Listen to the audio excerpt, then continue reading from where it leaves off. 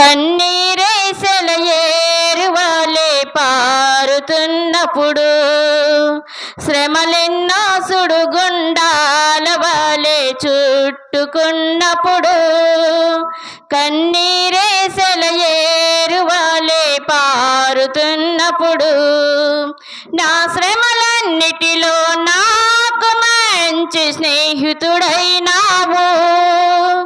నా కన్నీరంతా తుడచి కన్న తల్లిగా మారావు. నా శ్రమలన్నిటిలో నాకు మంచి స్నేహితుడైనావు.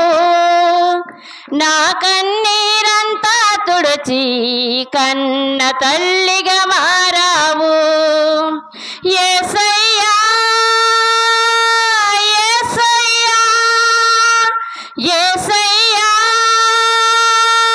యేసయ్యా, మరువానన్నావు, నన్ను విడువానన్నావు. నాతోనే నిత్యం నీవు ఉంటానన్నావు. ఎందరి ఉన్నా లోకంలో ఏకాకినయ్యాను, నేనున్నానంటూనే నా చేయ విడిచారు. ఎందరి ఉన్నా లోకంలో ఏకాకినయ్యాను, నేనున్నానంటూనే నా చేయ విడిచారు. ఎందరి ఉన్నా లోకంలో నీకు సాటి ఎవరయ్యా, పట్టిన చేయ విడువక నన్ను ఎడబాయని యేసయ్యా. ఎందరి ఉన్నా లోకములో నీకు సాటి ఎవరయ్యా, పట్టిన చేయ విడువక నన్ను ఎడబాయని యేసయ్యా. యేసయ్యా యేసయ్యా యేసయ్యా యేసయ్యా, మరువానన్నావు, నన్ను విడువానన్నావు. నీతోనే నిత్యము నేను ఉంటానన్నావు. అమ్మా నాన్న అన్నా అన్ని నీవైనావు, అందరికన్నా మిన్నగా ప్రేమించుచున్నావు. అమ్మా నాన్న అన్నా అన్ని నీవైనావు, అందరికన్నా మిన్నగా ప్రేమించుచున్నావు. నా పైన చూపిన ఈ ప్రేమకు నేనేమివ్వగలనయ్యా, నా పూర్ణ హృదయముతో ఆరాధింతును యేసయ్యా. నా పైన చూపిన ఈ ప్రేమకు నేనేమివ్వగలనయ్యా, నా పూర్ణ హృదయముతో ఆరాధింతును యేసయ్యా. యేసయ్యా యేసయ్యా యేసయ్యా యేసయ్యా, మరువానన్నావు, నన్ను విడువానన్నావు. నాతోనే నిత్యము నీవు ఉంటానన్నావు. మరువానన్నావు, నన్ను విడువానన్నావు. నాతోనే నిత్యం నీవు ఉంటానన్నావు. హల్లెలూయా.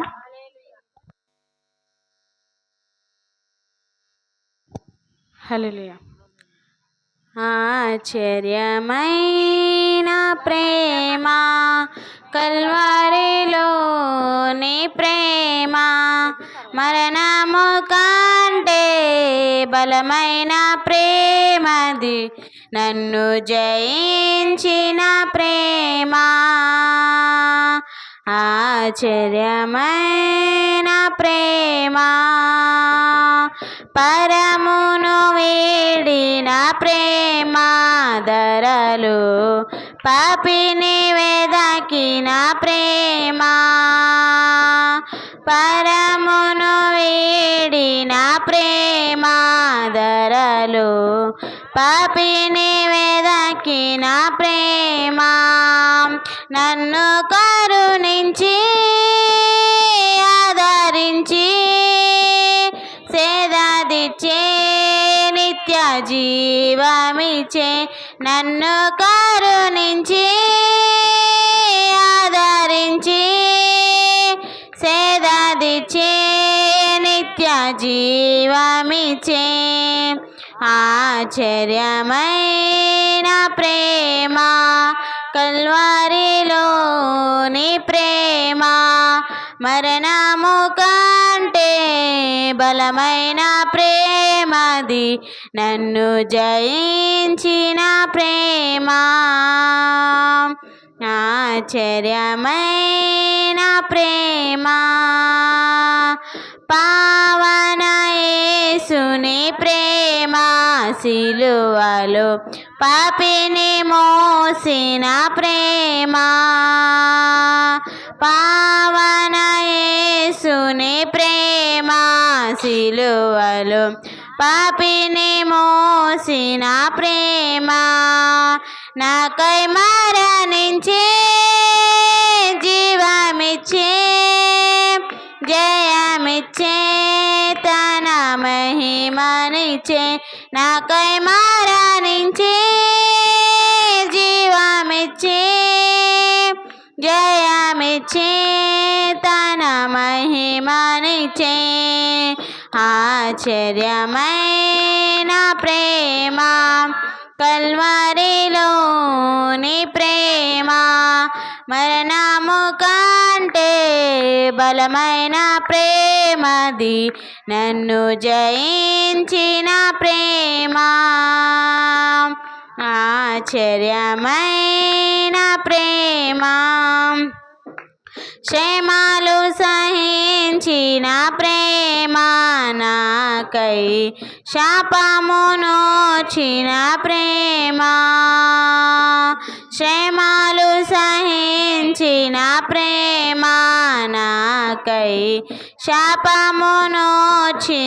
ప్రేమ విడనాడని ప్రేమది ఎన్నడూ ఎడబాయనిది విడనాడని ప్రేమది ఎన్నడూ ఎడబాయనిది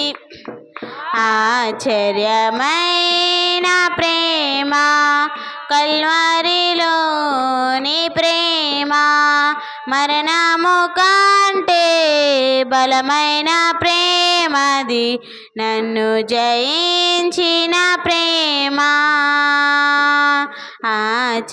ఆశ్చర్యమైన ప్రేమ నా స్థితి చూచిన ప్రేమ నాపై జాలిని చూపిన ప్రేమ నా స్థితి చూచిన ప్రేమ నాపై జాలిని చూపిన ప్రేమ నాకై పరుగెత్తి ముద్దడి కౌగిలించి కన్నీటిని తుడిచే నాకై పరుగెత్తి కౌగిలించి ముద్దడి కన్నీటిని తుడిచి ఆశ్చర్యమైన ప్రేమ కల్వరిలోని ప్రేమ మరణము కంటే బలమైన ప్రేమది నన్ను జయించిన ప్రేమ ఆశ్చర్యమైన ప్రేమ. హల్లెలూయా.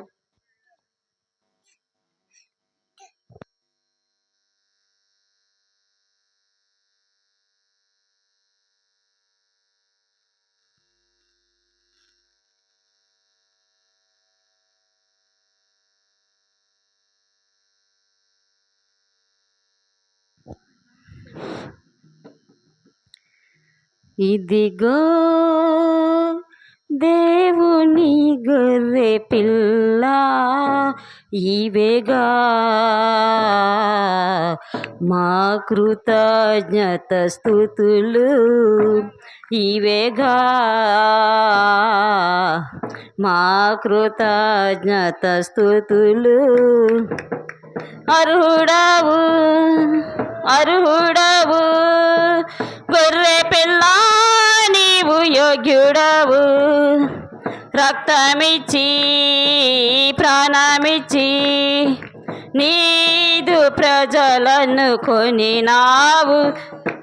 అర్హుడవు అర్హుడవు గొర్రె పిల్ల నీవు యోగ్యుడవు, రక్తమిచ్చి ప్రాణమిచ్చి నీదు ప్రజలను కొనినావు. ఇదిగో దేవుని గొర్రె పిల్ల ఇవేగా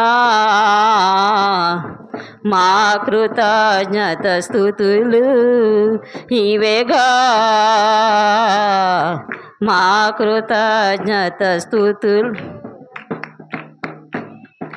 పాపమునంతా పోగొట్టి ప్రాచీన స్వభావము తొలగించి, పాపమునంతా పోగొట్టి ప్రాచీన స్వభావము తొలగించి, సిలువ శక్తిలోనే నూతన జీవులాగా మార్చెను. ఆ సిలువ శక్తితోనే నూతన జీవులుగా మార్చెను. అర్హుడవు అర్హుడవు గొర్రె పిల్ల నీవు యోగ్యుడవు, మహిమయు ఘనతయు నీకే చెల్లెను ఎల్లప్పుడు. ఇదిగో దేవుని గొర్రె పిల్ల ఇవేగా మా కృతజ్ఞత స్తుతులు, ఇవేగా మా కృతజ్ఞత స్తుతులు. దేవుని ప్రేమ విస్తరింపగా కృపావరములే దానముగా, దేవుని ప్రేమ విస్తరింపగా కృపావరములే దానముగా, యేసు క్రీస్తులోనే నీతిమంతులుగా మార్చెను. ఆ యేసు క్రీస్తులోనే నీతిమంతులుగా మార్చెను. అర్హుడవు అర్హుడవు గొర్రె పిల్ల నీవు యోగ్యుడవు, మహిమయు ఘనతయు నీకే చెల్లెను ఎల్లప్పుడు. ఇదిగో దేవుని గొర్రె పిల్ల ఇవేగా మా కృతజ్ఞత స్తుతులు, ఇవేగా మా కృతజ్ఞత స్తుతులు.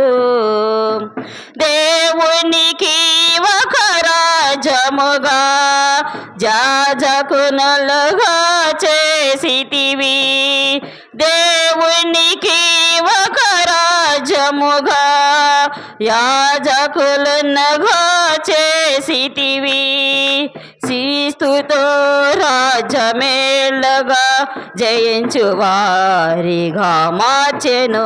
నా క్రీస్తుతో రాజ్యమేలగా జయించు వారిగా మార్చెను. అర్హుడవు అర్హుడవు గొర్రె పిల్ల నీవు యోగ్యుడవు, రక్తమిచ్చి ప్రాణమిచ్చి నీదు ప్రజలను కొనినావు. అర్హుడవు అర్హుడవు గొర్రె పిల్ల నీవు యోగ్యుడవు, మహిమయు మహిమయు ఘనతయు నీకే చెల్లెను ఎల్లప్పుడు. ఇదిగో దేవుని గొర్రె పిల్ల, ఇవేగా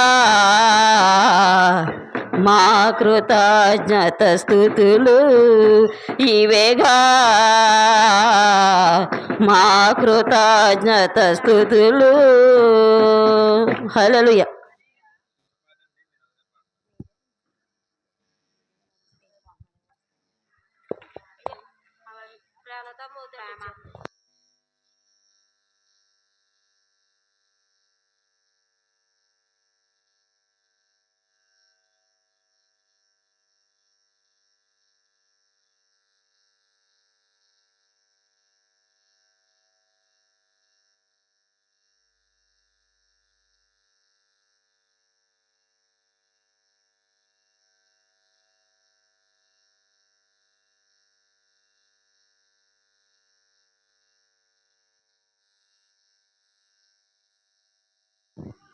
హల్లెలూయా.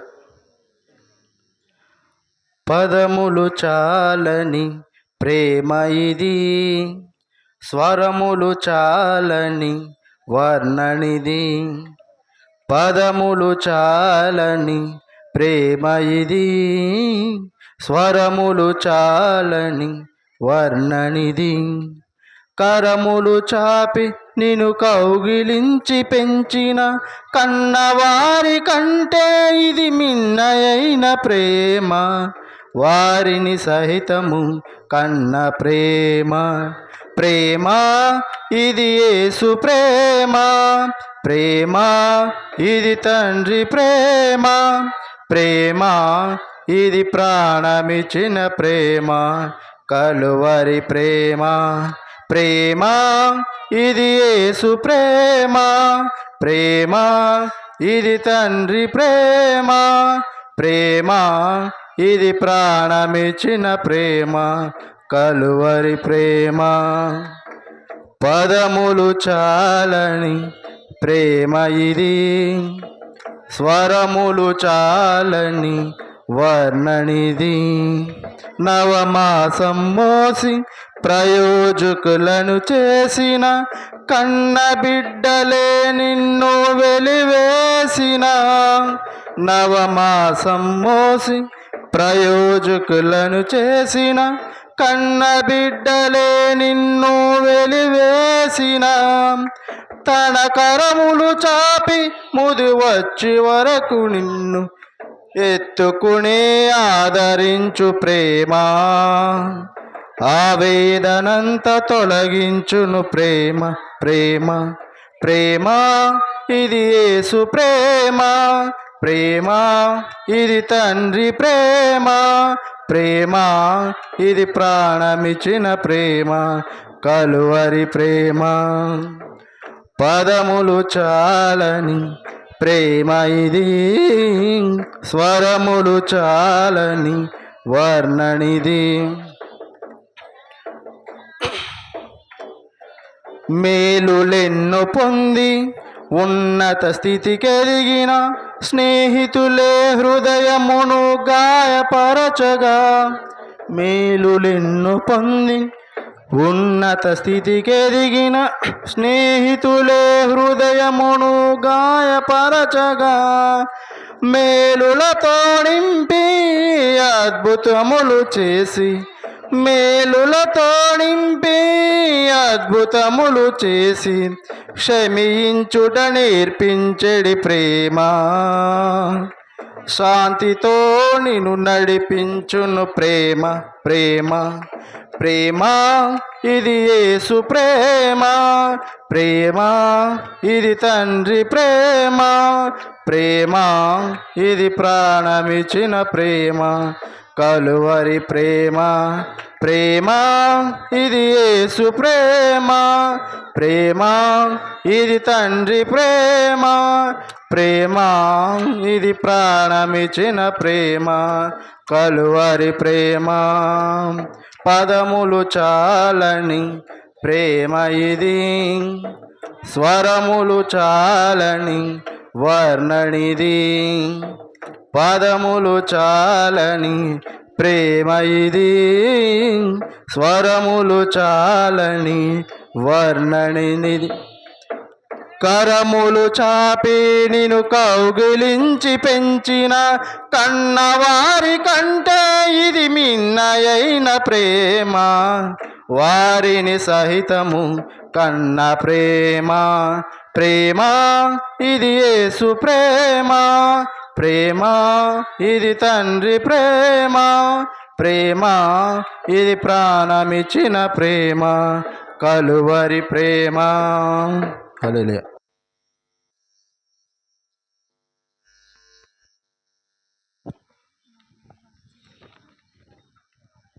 వాక్య భాగం చదువుదామండి. ఫిలిప్పీలకు రాసిన పత్రిక 1వ అధ్యాయము 1 నుండి 10 వచనాలు సుభాషిణి గారు వచ్చి చదువుతారు. తర్వాత మరి యొక్క కూడిక ఎందుకొరకైతే ఏర్పాటు చేసి ఉన్నారు దయతో మరి కుటుంబ సభ్యులు వచ్చి వారు పొందినటువంటి మేలుని తెలియపరిచిన తర్వాత అయితే ఎవరైనా ముందుకు వచ్చి ప్రార్థన చేయండి. ప్రార్థన రోజు పాపం గారు వారు రాలేదు కాబట్టి ఒకవేళ ఎవరికైనా ప్రేరేపణ కలిగి ఉంటే ముందుకు వచ్చి ప్రార్థన చేయండి.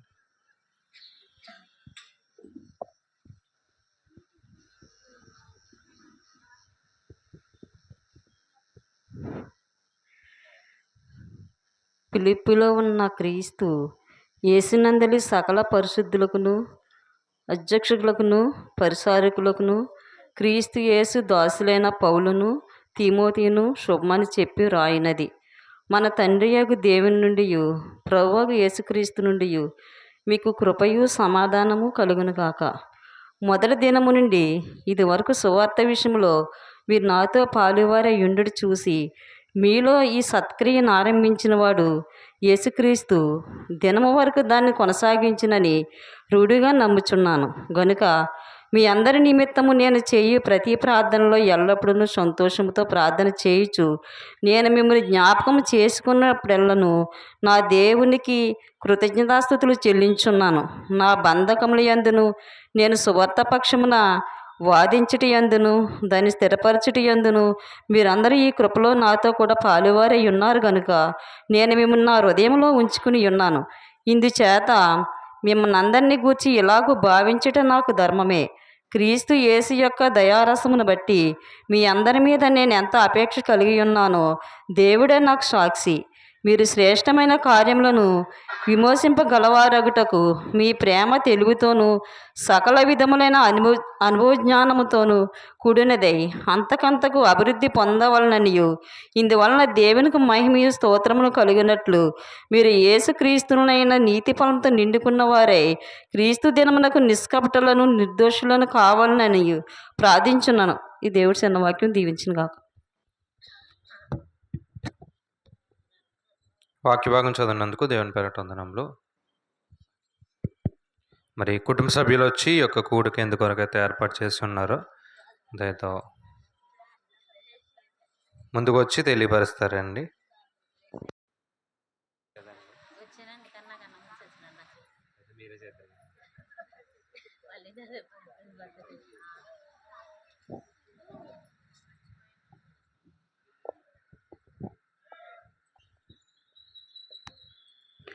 ఓ పల్లవి ఓ శరణం పాడదామండి.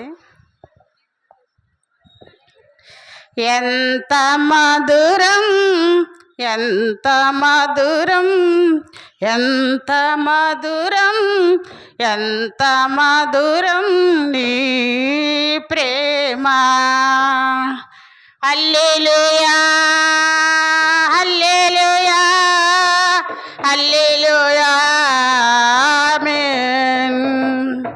హల్లెలూయా హల్లెలూయా హల్లెలూయా ఆమేన్. ఎంత మధురం ఎంత మధురం ఎంత మధురం ఎంత మధురం నీ ప్రేమ.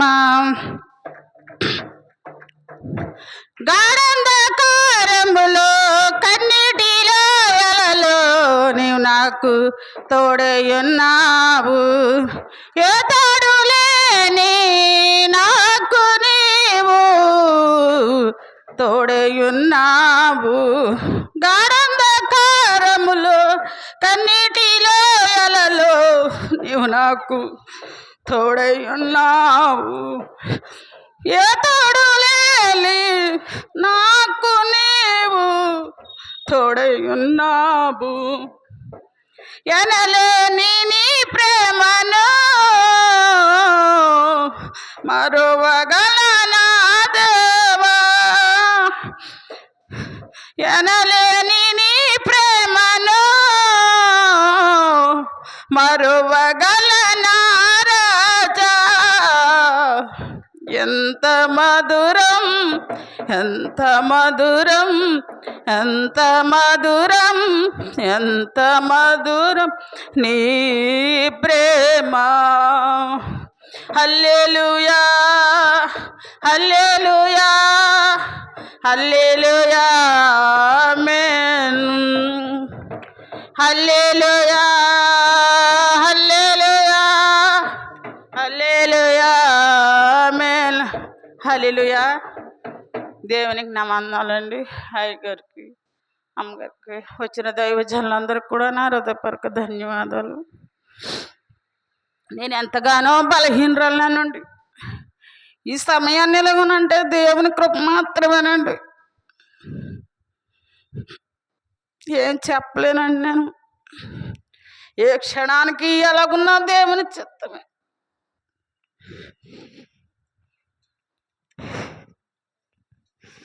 నా పెద్ద కుమార్తెకి 2 బిడ్డలను ఇచ్చాడు దేవుడు. ఎంతగానో కాసి కాపాడుతున్నాడండి. జగన్ను, హేమాని కూడా కాసి కాపాడుతున్నారండి. నా చిన్న కుమార్తెను ఇంటర్లో ఫస్ట్ ఇయర్లో సబ్జెక్ట్ ఆగిపోయిందని అయ్యగారికి చెప్పినప్పుడు మీరు భయపడిపోతున్నారండి, పాప ఎలాగున్నా పాప కట్టి పాస్ అవుతుందండి రాసి అని అన్నారండి అయ్యగారు. అప్పుడు ఎట్టించుకోలేకపోయామండి. పాస్ అయ్యిందండి. ఇప్పుడు సెకండ్ ఇయర్లోకి వెళ్ళిందండి. ఎగ్జామ్స్ రాసిందండి. సంఘం అంతా కూడా నా బిడ్డ కోసం ప్రార్థన చేయండి. నా భర్త గారికి కూడా అనారోగ్య పరిస్థితిలో ఉంటున్నాడండి. మాకు ఏటో కుటుంబంలో చాలా శోధించున్నాడండి సాతాను. చెయ్యి అయిపోక కాలు అయిపోయాక చెయ్యి. ఏదేమైనా దేవుని చిత్తమే. శాంతి సమాధానం లేదండి మా కుటుంబంలో అయితే. దేవుడే మాకు సమస్యలు తీర్చాలని ఒక ఒడ్డుకు నదిలో ఉన్న నదిలో ఉన్నట్టే ఉన్నాం, కానీ ఒక ఒడ్డుకి చేరలేకపోతున్నాం. దేవుని చిత్తమైతే మీ అందరూ మా కోసం ప్రార్థన చేయమని ఈ చిన్న సాక్ష్యం దేవుడు దీవించారు. మరి తెలియచేసినటువంటి మేలుని బట్టి గన్నమ్మ గారు ప్రార్థన చేస్తారు.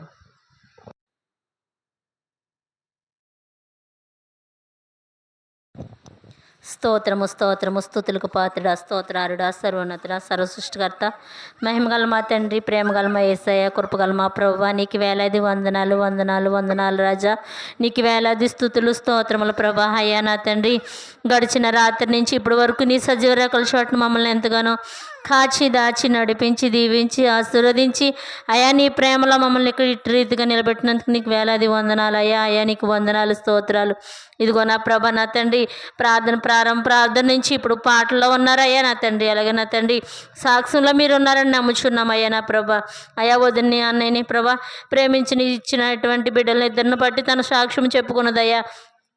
అయా పెద్ద కుమార్తెకి నా ప్రభా భర్తని ఇచ్చారు నా తండ్రి, వారిద్దరికి బిడ్డలను ఇచ్చారు నా ప్రభా. వారిద్దరు నా తండ్రి అన్యాయంగా ఉండి నా ప్రభా బిడ్డలు పెంచుకోవడానికి నీవు నా తండ్రి శక్తిని ఇస్తున్నందుకు నీకు వేలాది వందనాలు అయ్యా. ఇంకను నా తండ్రి బిడ్డలు ఇద్దరు దేవునిలో బలపడడానికి, బిడ్డలు చిన్న బిడ్డలు ఇద్దరు ఆరోగ్యం ఉండడానికి కృప చూపించమని అడుగుచున్నాం దేవా. ఇదిగో నా తండ్రి నా ప్రభా చిన్న బిడ్డ నా తండ్రి నా ప్రభా బిడ్డను పట్టినది ప్రభా కృతజ్ఞత స్థుతులు చెల్లించున్నది నా ప్రభా.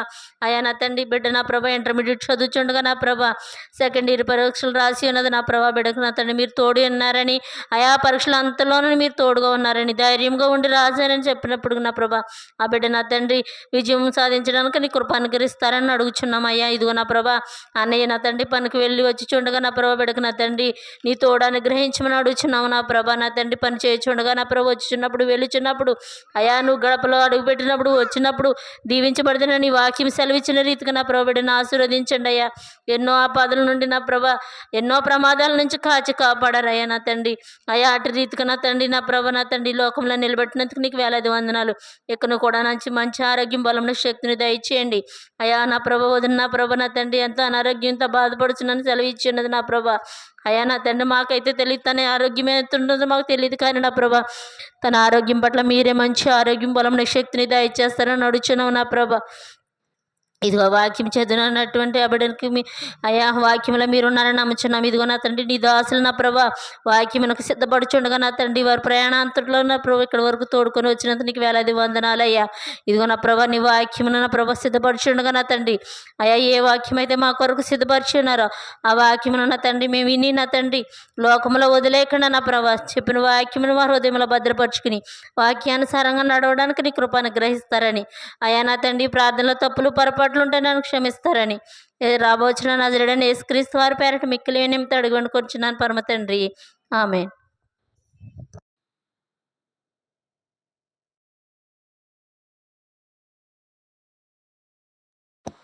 ప్రార్థన చేద్దామండి.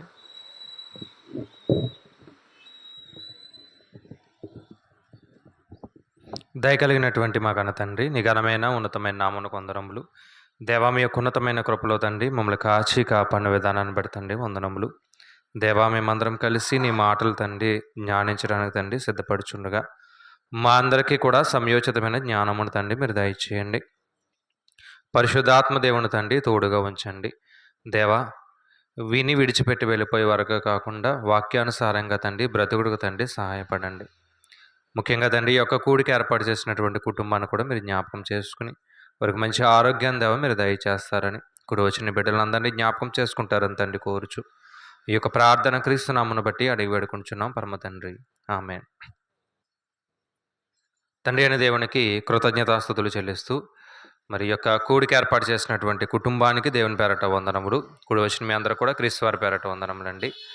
పరిశుద్ధ గ్రంథంలో నుండి యేసుక్రీస్తు వారు పలికినటువంటి మాటలు లేదా ఉపమానాలు గడిచినటువంటి 2 దినాలు కూడా కొన్ని విషయాలని మనం జాగ్రత్తగా పరిశీలన చేస్తాం.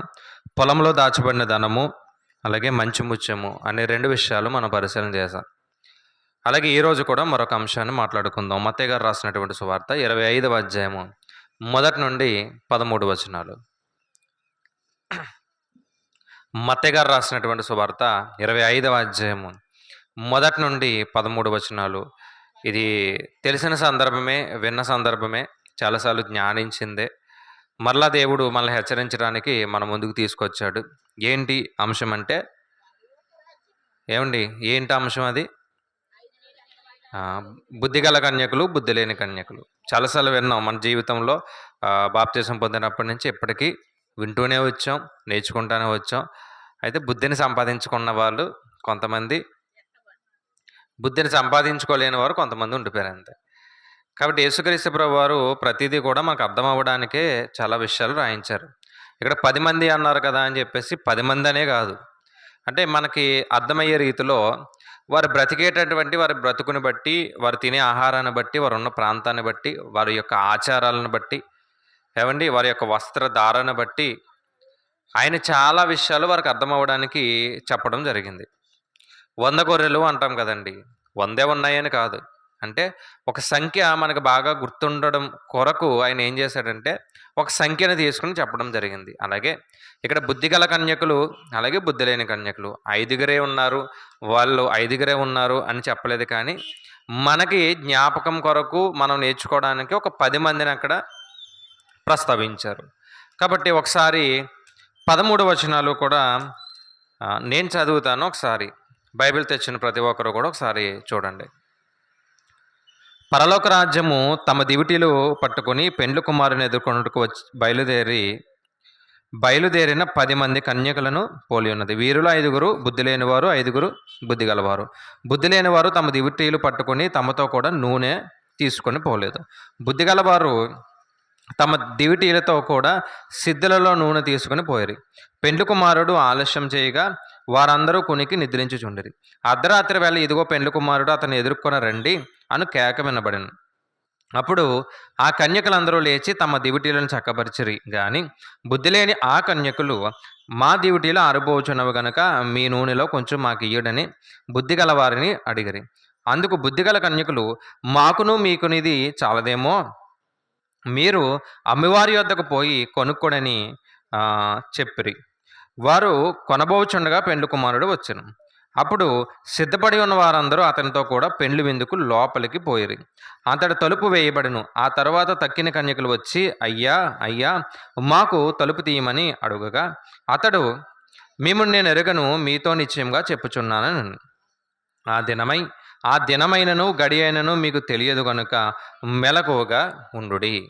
ఇది సందర్భం, యేసుక్రీస్తు ప్రభువారు చెప్పినటువంటి విషయం. ఏమండి, ఇదంతా మనం మాట్లాడుకుంటే చాలా సమయం పట్టినా మనకు అర్థమయ్యే రీతిలో కొద్ది నిమిషాలు జాగ్రత్తగా నేను ప్రతి అంశాన్ని కూడా చెబుతాను. ఏమండి, జాగ్రత్తగా ప్రతి వచనాన్ని కూడా రాసుకోవడానికి మీరు ప్రయత్నం చేయండి. ఎందుకు యేసుక్రీస్తు ప్రభువారు ఈ ఉపమానాన్ని పెండ్లి గురించి లేదా పెళ్లి కొడుకు పెళ్లి కూతురు, ఏమండి, ఈ సందర్భాన్ని బట్టి ఏం చెప్పారు అంటే పరలోక రాజ్యం గురించి ఆయన మాట్లాడాడు. అంటే నిజానికి యూదుల ఆచారం అనేది ఒకటి ఉంది. యూదులకి ఒక ఆచారం ఉంది. యూదుల ఆచార ప్రకారం వివాహాలు ఎలా జరిగేవంటే వారు సుమారు ఒక 15 రోజులు వివాహాన్ని ఏం చేసేవారంటే ఆచరించేవారు. ఇప్పుడంటే మనం ఒక రోజే చాలా కష్టం. అలాంటిది 15 దినాలు ఏం చేసేవారంటే వివాహాన్ని ఆచరించేవారు. ఎవరు? యూదులు. ఆ యూదుల ఆచారం ప్రకారం ఏం జరిగేదంటే పెండ్లి కుమార్తె తన ఇంటి దగ్గర సిద్ధపడి ఉంటే తన చుట్టూ కూడా కొంతమంది కన్యకులు ఆమెని సిద్ధపరిచి ఆమె ఉన్నటువంటి ఆ ప్రాంతానికి లేదా ఆమె ఉన్నటువంటి ఆ ఇంటికి ఈ పెండ్లి కొడుకు వెళ్ళి తీసుకురావాలి. ఏమంటే పెళ్లి కొడుకు వెళ్ళి ఎవరిని తీసుకురావాలి? పెళ్లి కుమార్తెను తీసుకురావాలి.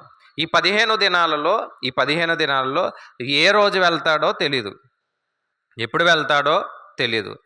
పగల వెళ్తాడా, మధ్యాహ్నం వెళ్తాడా, రాత్రి వెళ్తాడా, ఏమండి వేగుజామున వెళ్తాడా, ఎప్పుడు వెళ్తాడో తెలియదు. మొత్తానికి ఈ పెళ్ళి సమయం లోపే ఈ 15 దినాల్లో ఏదో ఒక రోజు పెళ్లి కొడుకు ఏం చేస్తాడు? వెళ్ళి తీసుకొస్తాడు. ఆ వెళ్ళే సమయానికి పెళ్లి కుమార్తె ఎలా ఉండాలి? సిద్ధపడి ఉండాలి. అలా సిద్ధపడినప్పుడు ఆ పెళ్లి కుమార్తెని తీసుకొస్తాడు. అలా ప్రతి దినము కూడా ఈ పెళ్లి కుమార్తెని అక్కడ ఉన్నటువంటి కొంతమంది స్నేహితులు లేదా కన్యకులు ఏం చేస్తారు? ప్రతి దినము కూడా సిద్ధపరిచి వారు అలా ఉంచుతారన్నమాట. ఆ పెళ్లి కొడుకు వస్తున్నప్పుడు లేదా పెళ్లి కుమారుడు వస్తున్నప్పుడు అక్కడ ఉన్నటువంటి ఒక పెద్ద కానీ లేదంటే ఎవరైనా కానీ ఒక కేక పెట్టి పెండ్లి కుమారుడు వస్తున్నాడు అని గట్టిగా కేక పెట్టినప్పుడు వెంటనే ఆ పెండ్లి కుమార్తె బయటకు వచ్చి పెండ్లి కొడుకుతో ఏమవుతుంది అంటే అతన్ని ఎదుర్కోవడానికి ఆల్రెడీ ఎలా ఉంది? సిద్ధపడి ఉంది. వివాహాల్లో కూడా మనం చూస్తాం కదండి. వివాహాల్లో కూడా మనం చూస్తూ ఉంటాం. తెలుసో తెలియకో ఒక మంచి పద్ధతిని ఏర్పాటు చేశారు. చాలామంది తెలియకే కొన్ని పద్ధతులు చేస్తూ ఉంటారు. ఏమండి, ముందు ఎవరు వస్తారు? ముందు పెళ్లి కొడుకు ఎందుకు రావాలి? పెళ్లి కూతురు రాకూడదా? అది ఎందుకు రాకూడదా అని అడుగుతున్నానండి. మరి రాకూడదంటే ఎందుకు రాకూడదో చెప్పాలి కదా. ఏమండి, రాకూడదు అంటే ఎందుకు రాకూడదు అనేది ఖచ్చితంగా ఏం చేయాలి? చెప్పాలి. మనం ఏంటంటే రాకూడదు అంతే. నేను వెళ్తున్నాను, నువ్వు నూనె బాటిల్ పట్టుకుని రాకూడదు. ఎందుకు రాకూడదు? రాకూడదు అంతే. ఎందుకు రాకూడదు? కోడిగుడ్లు పట్టుకుని రాకూడదు, ఉప్పు పట్టుకుని రాకూడదు. అంటే రాకూడదు అంతే. ఎందుకో మనకు తెలియదు. ఏమండి, అసలు ఎందుకు ముందే పెళ్లి కొడుకుని తీసుకొస్తారు అంటే ఎదుర్కోవడానికి ఎవరు రావాలి? పరిశుద్ధ గ్రంథంలో ఇక్కడ రాయబడ్డది ఏమాట అంటే ఎవరు వచ్చారంటే ఎదుర్కొనుటకు బయలుదేరిన, అంటే పెళ్లి కొడుకుని ఏమండి ఎదుర్కోవడానికి లేదా ఎవరు రావాలి? పెండ్లి కుమార్తె రావాలి. అందుకే ముందు అబ్బాయిని తీసుకొచ్చి కూర్చోబెడతారు. తర్వాత అమ్మాయి వచ్చి తను ఏం చేస్తుంది? ఎదుర్కొని, అంటే వారు వివాహం చేసుకుని వారి యొక్క జీవితాన్ని కొనసాగిస్తారు. అలాగే వారు వచ్చినప్పుడు కూడా ఏం చేస్తారు? నిలబడతారు. వాళ్ళకంటే పెద్దోళ్ళు ఉన్నారు కదా, చర్చిలోని సంఘ పెద్దలు ఉంటారు, పాస్టర్లు ఉంటారు, ఇంకా బయట నుంచి పెళ్ళి అనగానే చాలామంది సేవకులు వస్తారు. కానీ వీళ్ళిద్దరు వచ్చినప్పుడు ఎందుకు నుంచోవాలి అంటే వాళ్ళని ఎలా చూస్తాము అంటే ఒక క్రీస్తు పెండ్లి కొడుకు, ఏమండి పెండ్లి కుమార్తె ఒక సంఘము అలా భావించారు. కాబట్టే వాళ్ళు వచ్చినప్పుడు ఖచ్చితంగా ఏమవ్వాలి? నిలబడి మనం వాళ్ళని గౌరవించాలి. అంటే మనకు తెలుసో తెలియకో కొన్ని పద్ధతులు ఏం చేశారు? ప్రవేశపెట్టారు. వాటిని ఇప్పటికీ మనం ఏం చేస్తున్నాం? పాటిస్తున్నాం. అలాగే ఆ సందర్భాన్ని, యూదుల ఆచారాన్ని యేసుక్రీస్తు ప్రభువారు తెలుసు కాబట్టి ఆ తెలిసినటువంటి ఆ సందర్భాన్ని ఆయన ఇక్కడ చెబుతున్నాడు. ఇక్కడ చెబుతూ పరలోక రాజ్యం గురించి మాట్లాడుతున్నాడు. ఒక ఆచారం గురించి మాట్లాడుతూ, ఒక పద్ధతి గురించి మాట్లాడుతూ, ఆ పద్ధతిని ముందు పెట్టి ఒక ఉపమానంగా చెబుతూ, ఇదిగో పరలోక రాజ్యం ఎలా ఉందంట? పరలోక రాజ్యం ఎలా ఉందంట? తమ దివిటీలు పట్టుకొని పెండ్లు కుమారుని ఎదుర్కొనుటకు బయలుదేరిన 10 మంది కన్యకులుగా ఉంది అని చెప్పాడు. ఒక్కొక్క విషయాన్ని ఆలోచన చేద్దాం. పెండ్లి కుమారుడు ఎవరు? ఏమండి? అందరూ తెలిసిన ప్రశ్న. 100 మార్కుల ప్రశ్న పడేది. పెండ్లి కుమారుడు ఎవరు? అందరూ తెలుసు. అయినా సరే ఒక రిఫరెన్స్ చూద్దాం. ఏమంటే చాలా ఉన్నాయి, నేను ఒక 2 చూపిస్తా. కొరింథీయులకు రాసినటువంటి పత్రిక 2వ పత్రిక 11:2 వచనంలో ప్రదానం చేయబడ్డది అని రాయబడ్డ చూడండి. ప్రదానం చేయబడినటువంటి కొరింథీయులకు రాసినటువంటి 2వ పత్రిక 11వ అధ్యాయము 2వ వచనం. 2వ వచనం. దేవాశక్తితో మీ ఎడల ఆసక్తి కలిగి ఉన్నాను, ఎందుకనగా పవిత్రురాలైన కన్యకగా ఒక్కడే పురుషునికి అనగా క్రీస్తుకు సమర్పింపవలనని మిమ్మును ప్రదానము చేసి తిని. అంటే క్రీస్తుకి మనం ఏమయ్యాం? ప్రదానం చేయబడ్డాం. అంటే క్రీస్తు ఎవరంటే పెండ్లి కుమారుడు. పెండ్లి కూతురు ఎవరు? ఎవరండి? సంఘము అనేది ఇక్కడ చాలా క్లియర్గా మనకు అర్థమైంది. అలాగే ఎఫ్సీలకు రాసిన పత్రిక 5వ అధ్యాయంలో కూడా భార్యాభర్తల గురించి మాట్లాడుతూ అక్కడ కూడా సంఘం గురించి మాట్లాడారు. ఎఫ్సీలకు రాసిన పత్రిక 5వ అధ్యాయము 22వ వచనం నుండి. ఏమండి, ఈ విషయాలు ప్రకటన గ్రంథంలో కూడా చాలా విషయాలు రాశారు. అయితే మనం సందర్భాన్ని బట్టి కొన్ని విషయాలు, అంటే మనకి సులువుగా గుర్తుండడం కొరకు కొన్ని మాటలు చెప్తున్నా. స్త్రీలారా, ప్రభువుకు వలె మీ సొంత పురుషులకు లోబడి ఉండండి. క్రీస్తు సంఘమునకు శిరస్సై ఉన్నలాగన పురుషుడు భార్యకు శిరస్సై ఉన్నాడు. క్రీస్తే శరీరమునకు రక్షకుడై ఉన్నాడు. సంఘము క్రీస్తునికి లోబడినట్లుగా భార్యలు కూడా ప్రతి విషయములో లోబడాలి. అంటే భార్యాభర్తల గురించి మాట్లాడుతున్నాడు. మరలా ఇంకో విషయాన్ని కూడా ప్రస్తావించారు. ఏంటంటే అక్కడ భార్య ఎవరు అంటే సంఘమని, అక్కడ భర్త ఎవరు అంటే యేసుక్రీస్తు ప్రభువారని అక్కడ చెప్పారు. అలాగే భౌతికంగా కూడా మాట్లాడాడు. భౌతికంగా కూడా మాట్లాడుతూ ఒక భార్య తన పురుషుడికి లేదా తన భర్తకి ఏమవ్వాలి? లోబడి ఉండాలి. పురుషుడు తన భార్యను ఏం చేయాలి? ప్రేమించాలి. ఈ రెండు కూడా మాట్లాడుతూ ఆత్మీయంగా కూడా ఆయన మాట్లాడుతున్నాడు. ఏమనంటే ఇదిగో క్రీస్తు పెండ్లి కుమారుడు. ఏమండి, క్రీస్తు ఎవరు? పెండ్లి కుమారుడు. సంఘము పెండ్లి కుమార్తె అనేది మనకి ఇక్కడ చాలా క్లియర్గా అర్థమైంది. అలాగే ఇంకొక రెఫరెన్స్ కూడా చూద్దాం. ప్రకటన గ్రంథము 19వ అధ్యాయం 6వ వచనం. ప్రకటన గ్రంథము 19వ అధ్యాయం 6వ వచనం. అప్పుడు గొప్ప జన సమూహము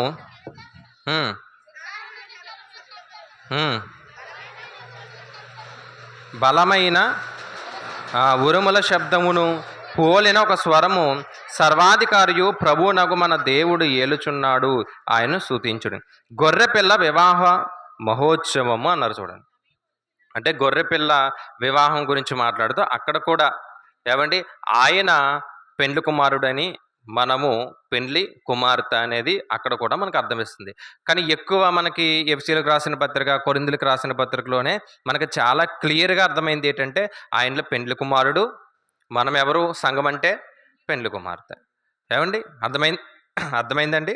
ఓకే, ఇంకా కొంచెం ముందుకు వెళ్తే మరలా వచ్చేద్దాం. మత్తయి సువార్త 25వ అధ్యాయం. మన ఉపమానాన్ని ముయ్యొద్దండి, తెరిచిపెట్టండి. మత్తయి సువార్త 25వ అధ్యాయము మొదటి నుండి మనం పరిశీలన చేస్తున్నాం. బుద్ధి గల కన్యకులు ఎవరు, బుద్ధి లేని కన్యకులు ఎవరు అనేదే కదా మనం ఆలోచన చేస్తున్నాం. పరలోక రాజ్యము తమ దివిటీలు పట్టుకొని పెండ్లి కుమారుని ఎదుర్కొనుటకు బయలుదేరిన 10 మంది కన్యకులను పోలి ఉన్నది. పెండ్లి కుమారుడు ఎవరో అర్థమైంది, పెండ్లి కూతురు ఎవరో కాదు, ఎవరు?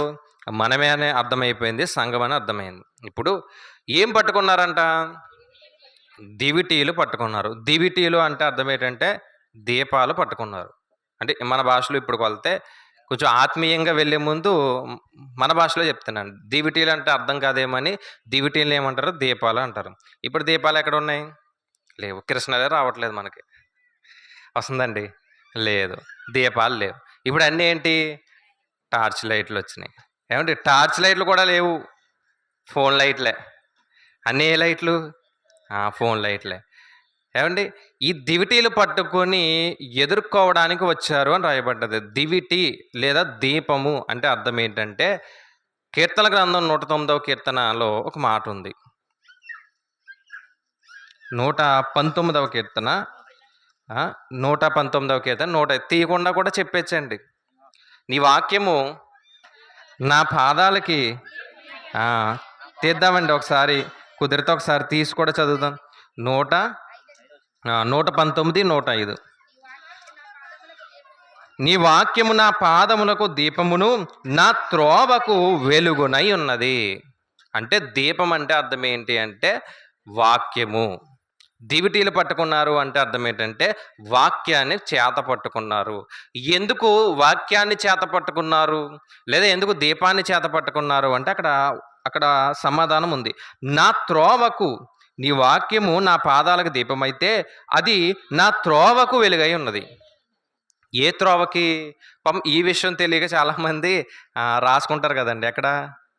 బండ్ల మీద, ఆటల మీద రాసుకుంటారు. ఏమంటే రాసుకోవడం మంచిదే, కానీ ఇంతకీ ఏ త్రోవకు వెలుగే ఉన్నది? మనం వెళ్ళే త్రోవకు కాదు.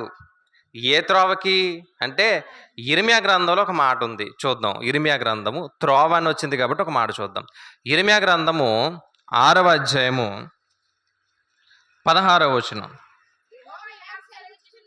యెహోవా ఇలాగు సెలవిచ్చుచున్నాడు, మార్గములలో నిలిచి చూడడి, పురాతన మార్గమును గూర్చి విచారించుడి, మేలు కలుగు మార్గమేది అని అడిగి అందులో నడుచుకొనుడి, అప్పుడు మీకు నెమ్మది కలుగును. అయితే వారు మేము అందులో నడుచుకొనమని చెప్పుచున్నారు. ఏ మార్గం అంట?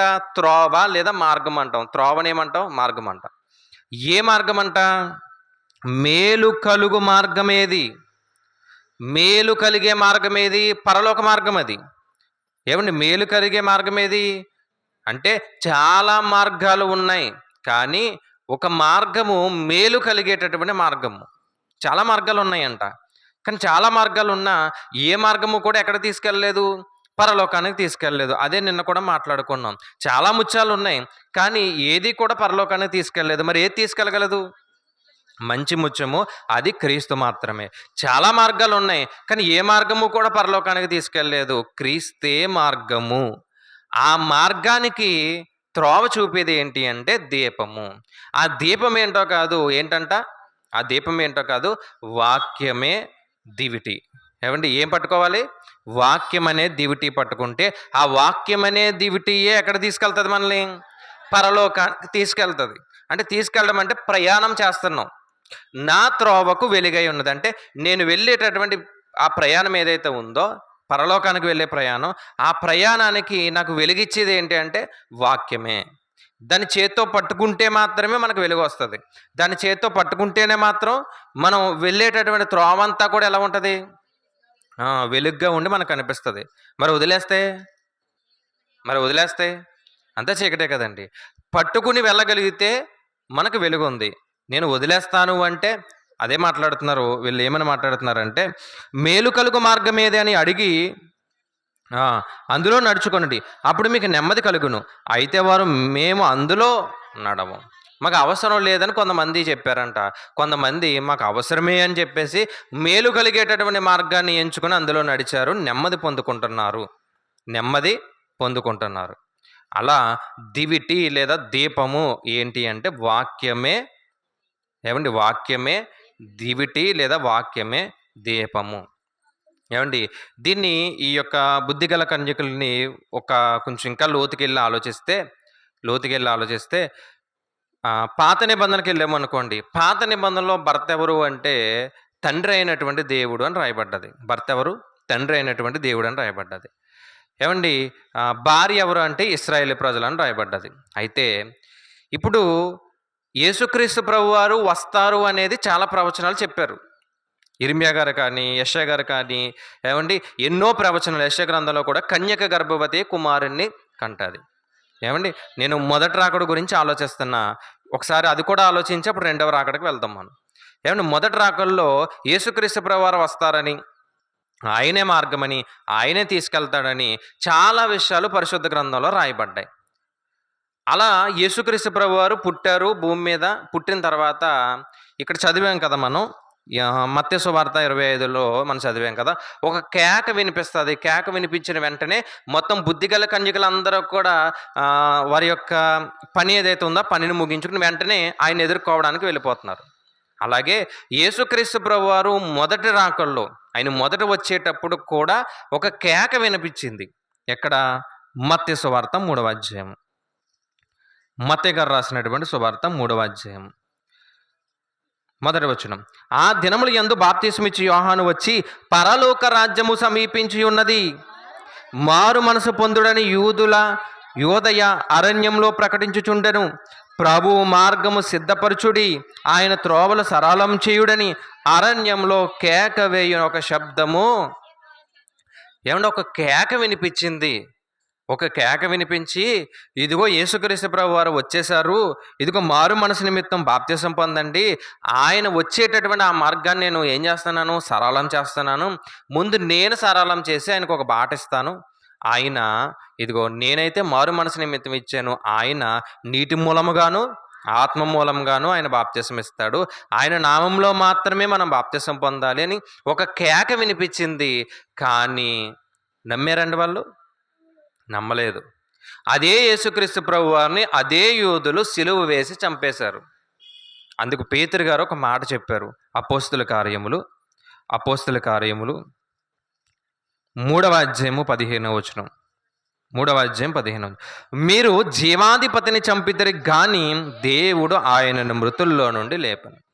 తీశారండి. అపోస్తుల కార్యములు 3వ అధ్యాయము 15వ వచనం. మీరు జీవాధిపతిని చంపితరు కానీ ఆయనని దేవుడు మృతుల్లో నుండి లేపాడు. ఏమండి, ఇప్పుడు ఇశ్రాయేలీయులు బుద్ధిగల కన్యకలా, బుద్ధి లేని కన్యకలా? ఫస్ట్ ఒకసారి వాళ్ళ గురించి కూడా ఆలోచించి మన దగ్గరకు వద్దాం. యేసుక్రీస్తు ప్రభు వారు వచ్చారు, ఆయన నామంలో బాప్తిసం పొందండి అని, ఆయన నామంలో బాప్తిసం పొందాలి అని ప్రవచనాలు ఎన్నో చెప్పారు. యెషయా గారు, ఇర్మియా గారు, మోషే గారు, ఏమని ఎంతోమంది ప్రవక్తలు చెప్పారు. చెప్పిన తర్వాత ఆయన రానే వచ్చాడు. ఆయన వచ్చాడని బాప్తిస్మిచ్చే యోహాను గారు అరణ్యంలో కేకలు పెడుతున్నారు. ఆ కేక వినిపించి మారిన వారు ఎంతమంది? మారలేదంట. ఏం చేశారంట? మీరు జీవాధిపతిని చంపేశారు. మీరు ఏం చేశారు? ఆ జీవాధిపతిని చంపేశారు. అంటే వీళ్ళకి బుద్ధి ఉందంటారా, బుద్ధి లేదంటారా? అంటే ఇశ్రాయేలీ ప్రజల్లో చాలామంది బుద్ధి లేని కన్యకులు ఉన్నారు కాబట్టే యేసుక్రీస్తు ప్రభు వారిని ఏం చేశారు? చంపేశారు. అంటే ఇశ్రాయేలీ ప్రజలకు కూడా ఏమండి పెండ్లి కుమారుడు పిలుపు వచ్చింది, మొదటి రాకల్లో వచ్చింది. కానీ మారలేదు, వినలేదు. అదే పెండ్లి కుమారుడిని సిలువేసి ఏం చేశారు? చంపేశారు. ఇప్పుడు మన దగ్గరకు వద్దాం. ఇశ్రాయేలీ ప్రజల గురించి ఆలోచించాం కదా, మన దగ్గరకు వద్దాం. ఏమంటే అసలు బుద్ధి గలవారెవరు, బుద్ధి లేని వారెవరు? ఫస్ట్ ఇది తెలియాలి మనకి. బుద్ధి గలవారెవరు, బుద్ధి లేని వారెవరు? ఇందులో బుద్ధి గలవారెవరు, బుద్ధి లేని వారెవరు? ఇందులో ఏమన్నా ఎంతమంది ఉన్నారు? మేము చెప్పమండి అసలు అంటారా? ఇందులో బుద్ధి గలవారెవరు, బుద్ధి లేనివారని నేను కూడా చెప్పలేను. మరి ఎవరు చెప్పగలరు? దేవుడే చెప్పగలరు. కాబట్టి దేవుడిని అడుగుదాం, ప్రభువా ఎంతమందికి బుద్ధి ఉందయ్యా, ఎంతమందికి బుద్ధి లేదయ్యా అంటే ఆయన అంటున్నాడు, మత్తయి సువార్త 7వ అధ్యాయం. మత్తయి గారు రాసినటువంటి సువార్త 7వ అధ్యాయం. ఎందుకంటే మనం చెప్పామనుకోండి ఏమంటారు? నేను కావాలని చెప్పారు, నీకు తెలుసా అంటారు. అది దేవుడు చెప్పాడు అనుకోండి, ఇంక ఎవరిని అనడానికి సరిపోం. అందుకని మత్తయి సువార్త 7వ అధ్యాయము 23వ వచనం నుండి 24వ వచనం నుండి చూద్దాం.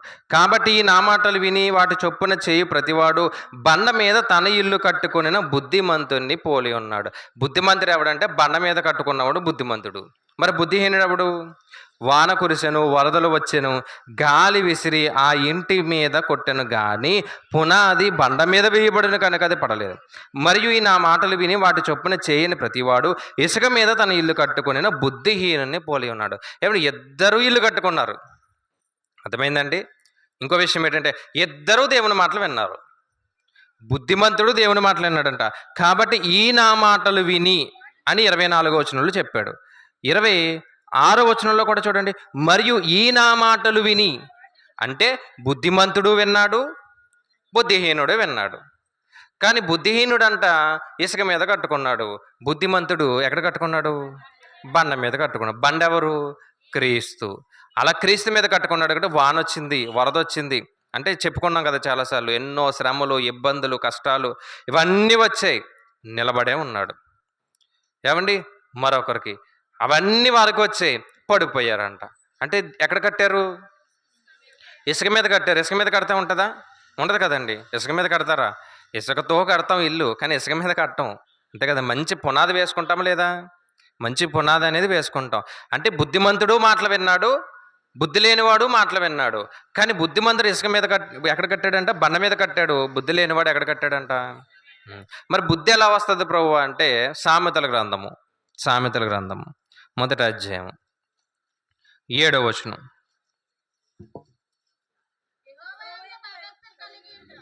యెహోవా యందు భయభక్తులు కలిగి ఉండుట, ఏమండి దేనికి మూలమంట? తెలివి లేదా బుద్ధి, రెండు ఒకటే కదా. తెలివి లేదా బుద్ధి రెండో ఒకటే. ఇప్పుడు బుద్ధి ఎలా వస్తుంది? యెహోవా యందు భయభక్తులు కలిగి ఉండుట తెలివికి మూలము. మూర్ఖులు జ్ఞానమును ఉపదేశమును, మూర్ఖులు కూడా జ్ఞానాన్ని వింటారు, మూర్ఖులు కూడా ఉపదేశాన్ని వింటారు, కానీ తిరస్కరిస్తారంట. కానీ అదే జ్ఞానాన్ని, అదే ఉపదేశాన్ని తెలివి కలిగిన వాడు కూడా వింటాడంట. విని దేవుని పట్ల ఏం తెచ్చుకుంటాడు? భయభక్తులు తెచ్చుకుంటాడు అని రాయబడ్డది. 14వ అధ్యాయము సామెతల గ్రంథం చూద్దాం. ఇంకా కొన్ని మాటలు. సామెతల గ్రంథం 14వ అధ్యాయం 1వ వచనం. జ్ఞానవంతురాలు తన ఇల్లు కట్టును, మూఢురాలు తన చేతులతో తన ఇల్లు. జ్ఞానవంతురాలంట తన ఇల్లుని కట్టుకుంటుంది. ఇల్లుని కట్టుకోవడం అంటే భౌతికంగా కనిపించి ఇంటి గురించి నేను మాట్లాడతలే. ఏమండి, తన కుటుంబాన్ని వాక్యంలో కట్టుకుంటుంది. గృహ పరిపాలన గురించి మాట్లాడుతున్నప్పుడు, యవనస్తుల గురించి మాట్లాడుతున్నప్పుడు, ఇదిగో స్త్రీలంట చక్కటి గృహ పరిపాలన చెయ్యాలి. నిందించుటకు అపవాదికి ఏమివ్వకూడదు? నిందించడానికి అపవాదం వచ్చి నిందించడం అంటే అర్థం ఏంటి? ఎవ్వరూ మనల్ని నిందించకూడదు, ఎందుకు ఇలా చేసావని అడిగేటటువంటి స్థితికి మనం వెళ్ళకూడదు. అందుకే జ్ఞానవంతురాలు తన ఇంటిని చక్కగా కట్టుకుంటుంది అంటే చూడండి, జ్ఞానవంతురాలు తన ఇల్లు కట్టును అంటే వాక్యం ద్వారా తన కుటుంబాన్ని పెంచుకుంటుంది, పిల్లల్ని పెంచుతుంది, భర్తను పెంచుతుంది. దేని ద్వారా? వాక్యం ద్వారా తన ఇంటిని చాలా గొప్పగా కట్టుకుంటుంది. అదే మూఢురాలు ఉందనుకోండి, ఏం చేస్తుంది? ఇల్లు ఎంత బాగున్నా సరే ఏం చేస్తుంది? మొత్తం పాడు చేసుకుంటుందంట. వీళ్ళని ఏమన్నామంటే బుద్ధి లేనివారు అన్నాం. ఏమండి, బుద్ధి లేనివారు ఎవరు అంటే దేవుని పట్ల భయభక్తులు లేనివారు. ఇంకా కొన్ని మాటలు చూద్దాం. 16వ అధ్యాయము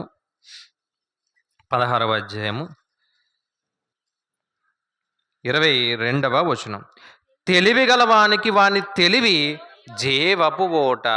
బుద్ధి గలవానికంట వాడి బుద్ధే ఎలాంటిదంట? జీవపు ఓట అంట. మూఢులకు వారి మూఢత్వమే శిక్ష.